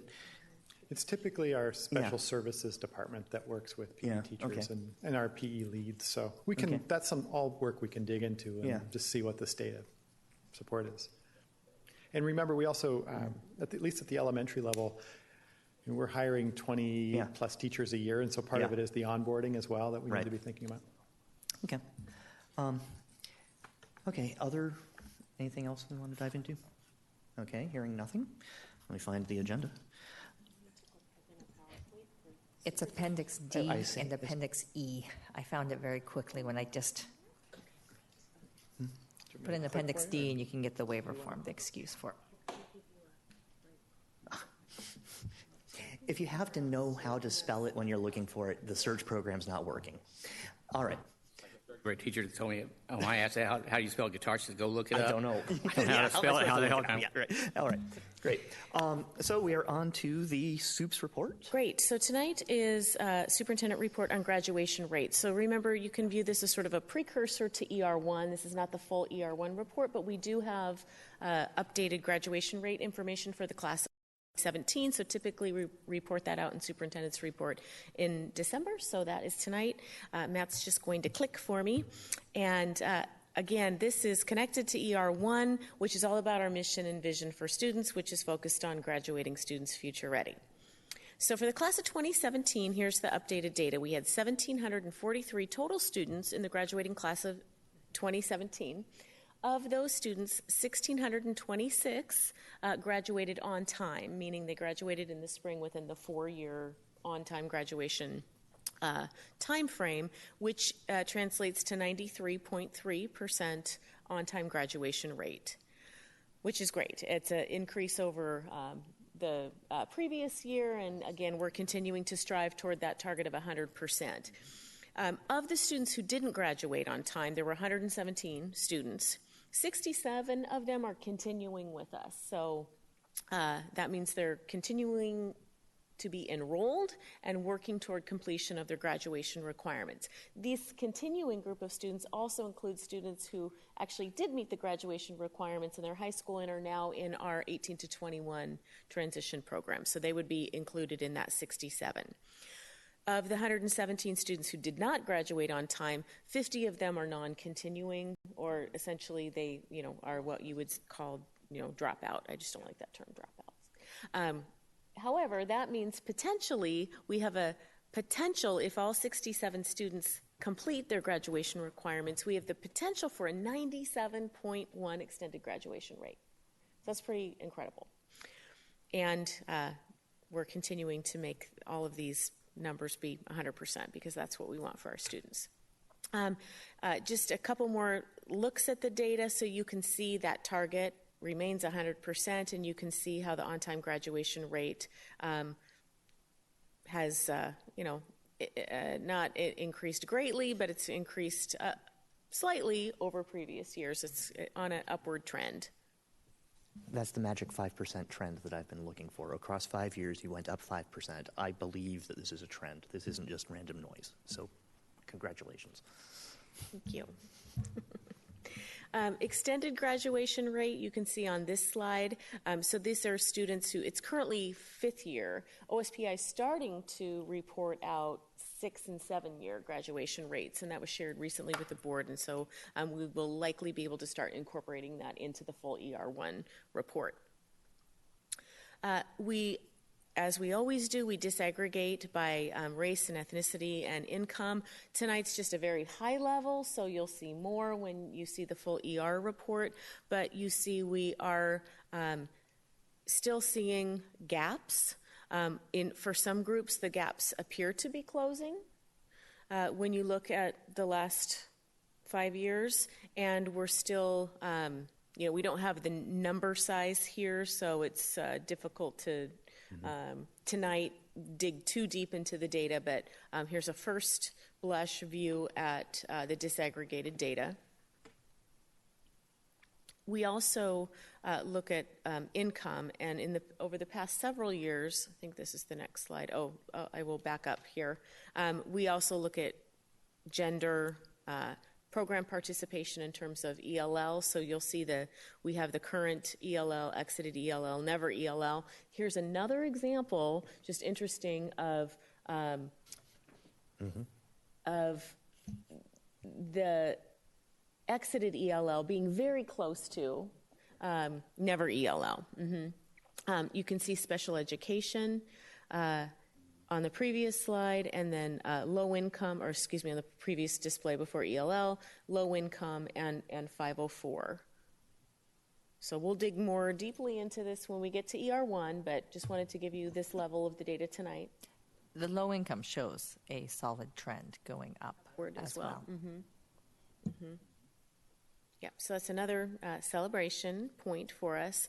The other piece we've looked at is a couple years ago when we started doing this, we've been updating this chart. So you can just see another view of low income specifically in terms of the graduation rate, which is increasing, and then the numbers of students. So the other thing I just want to highlight is we have more over the course of the year. I guess we'd have to actually average that out, but we have 319. Last year we had 346. In previous years it was in the 200s in terms of the total number. And then we always further specify out of the total low-income students how many graduated on time. So that's the total N of low-income on-time graduates. How many did not graduate on time, and then of the students who didn't graduate on time, how many are continuing with us, and then how many are not continuing. So, for example, I just thought it was interesting when you look at 16 compared to 17, we have the same, we have, what am I trying to say? The total continuing is let me back up a column, I apologize. The total non-low income, non-on-time graduates, it's lower this year than it was last year. We have fewer in negative status and the same number that are continuing with us. So that is all the data we have to share tonight, just a high level of updated graduation rates. We are pleased with the data that we're seeing, with the effort that we're making. We'll dig into ER1 when we do the full ER1 presentation.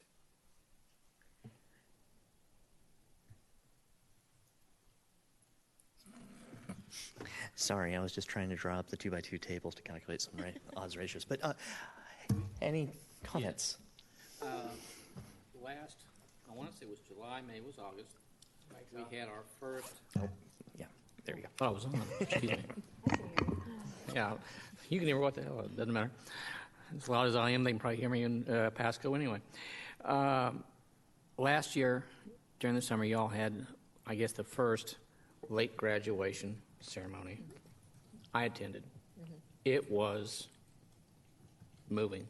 There were only 4 students, but I tell you, they were as excited and engaged, if not more so, than any student I saw at Key Arena. Mm-hmm. And their parents were on cloud 9. And that's a program that I would love to see us continue. Now, if we have it beyond July, August, and there's a September graduation class, by God, I'd say have it too. Mm-hmm. Because those kids, I think each one of them only lacked 1 credit graduating. And they showed the initiative. They had faced some major obstacles, each one of them I talked to, and they made it. And by God, that's something to celebrate, yeah. Even though it's only 4 kids. Yeah, absolutely. Every single student matters. You had 50 non-continuing students. So what happens? Do we have a re-engagement process, or is there a different type of outreach that's occurring? One of the challenges we have is how do we knowing where those students are. So how the P210, which is our report, works, if the student, first the cohort of the graduating class of is established when the students enter 9th grade. And then if a student is with us in 10th grade, they're part of that cohort. If a student then moves to Issaquah, I'm just using that as an example, then they will get picked up in the Issaquah system and they get taken out of our cohort and they get put into Issaquah's cohort. Likewise, if a student moves to Lake Washington from Kent as an 11th grader, they get into our system, now they're part of our cohort and no longer in Kent. What happens, unfortunately, with some of the students is they get unconnected to our system because they're moving to or whatever, and we don't know, and they never get put into another system in Washington State. It may be that they've moved out of state. It may be that they've truly dropped out. So what part of our challenge is, what we would love to do and we want to look at is, how can we, do we have any information? Can we track down anything about those students who are not continuing with us? And is there anything we can do to help re-engage them, whether it's in our system or in a Lake Washington Institute of Technology has a grad program. There's other programs that potentially could help students, but just part of our challenge is being able to actually know where those students are. Mm-hmm. As I recall, in one of the past years, you'd mentioned also that if that student in his or her senior year enrolls or enlists in the military, that you really don't have a way of tracking that jump either. And the same way with the interstate, if you will, student. Is it possible that through legislative work with perhaps Representative Del Bene or one of the other folks, that we could encourage some legislation to be able to help track those students, so to prevent the ones falling through the cracks, that would help our system know that we're actually getting those students, but also help the other systems. Mm-hmm. And with the idea being that the more we know of where they are or who they are, then we can find the ones who did fall through the cracks and help them. Yeah, that's a good point and a potential possibility. So you're right.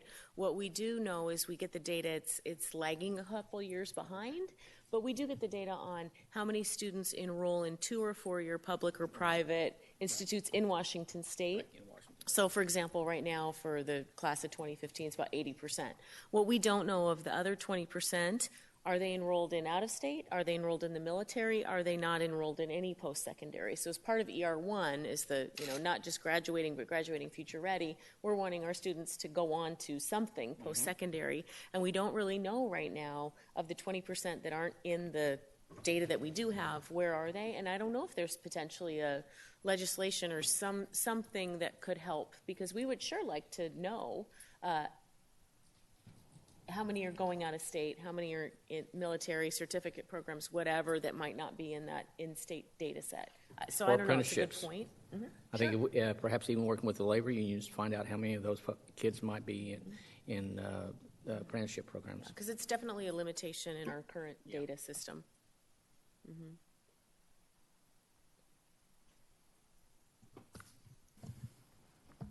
Any other? I have none. So, I guess, thank you. Yes.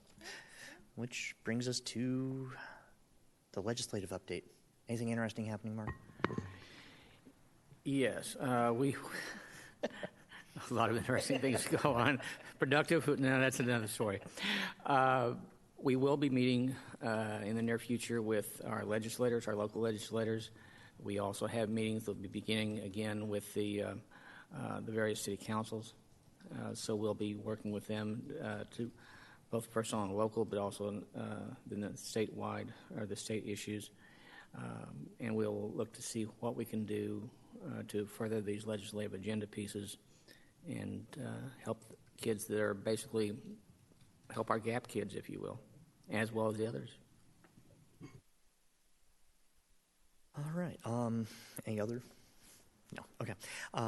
Board follow-up. So anything that we want to hit again from study session or earlier this evening? I'm going to assume that anything that we asked for follow-up data on is going to be presented. All right. I just didn't hear what you said. I'm sorry. I'm assuming that you've been taking notes and capturing the things that we've asked for data on, and I have every confidence that it will be produced. Yeah. So what you'll find is, yes, I take notes when about data follow-up questions, and then we do have a process for following up. There are some things that take longer than other things. There are some things that. So just with that, I'll keep communication with the board in terms of status on those things. And if there is something that, typically if there's something that you could also email me if there's an area that isn't being followed up on. I mean, I think we have a pretty good system down. I guess long answer to your question. Yes, we will follow up on the follow-up questions. And they can attest to that. Okay. Future agenda items. I think we discussed a number that we're hoping to punt to the extended work study session. I'm confident that Diane captured those. Anything else for the future agenda that's come up this evening? No, not really. Okay. Debrief. Debrief is usually just talking about structurally how's this working. I like how the conversation went on the math thing. We're getting there. We'll figure this out. It's just we got room to improve by a significant margin. So, anyway. Yeah. I think Siri raised. I don't know. I think you said this on the microphone earlier. I can't remember anymore.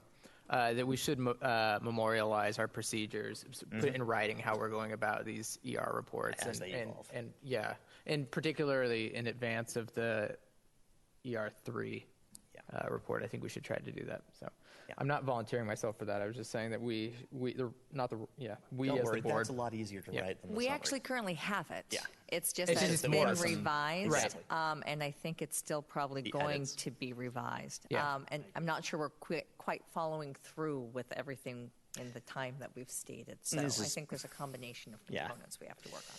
If it'd be helpful, I can resend that document from March that has the procedures outlined. Okay. Yeah. Mm-hmm.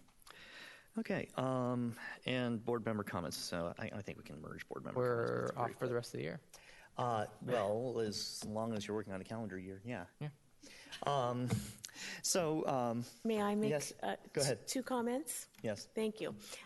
So first of all, I just want to say again, welcome to Cassandra. It's great to have you officially here. You've been coming to study sessions and board meetings, and now to actually have you sworn in and a board member and here on the dais participating. Just great. It's great to have you here. So thank you. It's fun to be able to finally talk. Yes. And then my second comment is, so we have our newest board member, and we also have our eldest. I'm not sure what to. You're not senior the eldest, senior board member. And we have we received from the Washington State School Directors Association Chris's recognition certificate in recognition and appreciation of your 10 years of valuable service to the children of Washington State. So I wanted to present to you your certificate from WASDA for your 10 years of service. So, yay, Chris. Thank you. Oh. All right. Well, oh dear, I'm behind on closing us out for the evening. But all right. So our next board meeting will be on January 8th, 5 p.m., joint study session with Sammamish City Council. Looking forward to that. Topic being bond and levy information campaign. And then at 7 o'clock, we'll have a board meeting here in the boardroom. I'll now entertain a motion to adjourn. So moved. Second. Moved by Director LaLiberty, seconded by Director Bleasner. All those in favor, please say aye. Aye. Aye. All those opposed, hearing none, motion carries. Meeting is adjourned.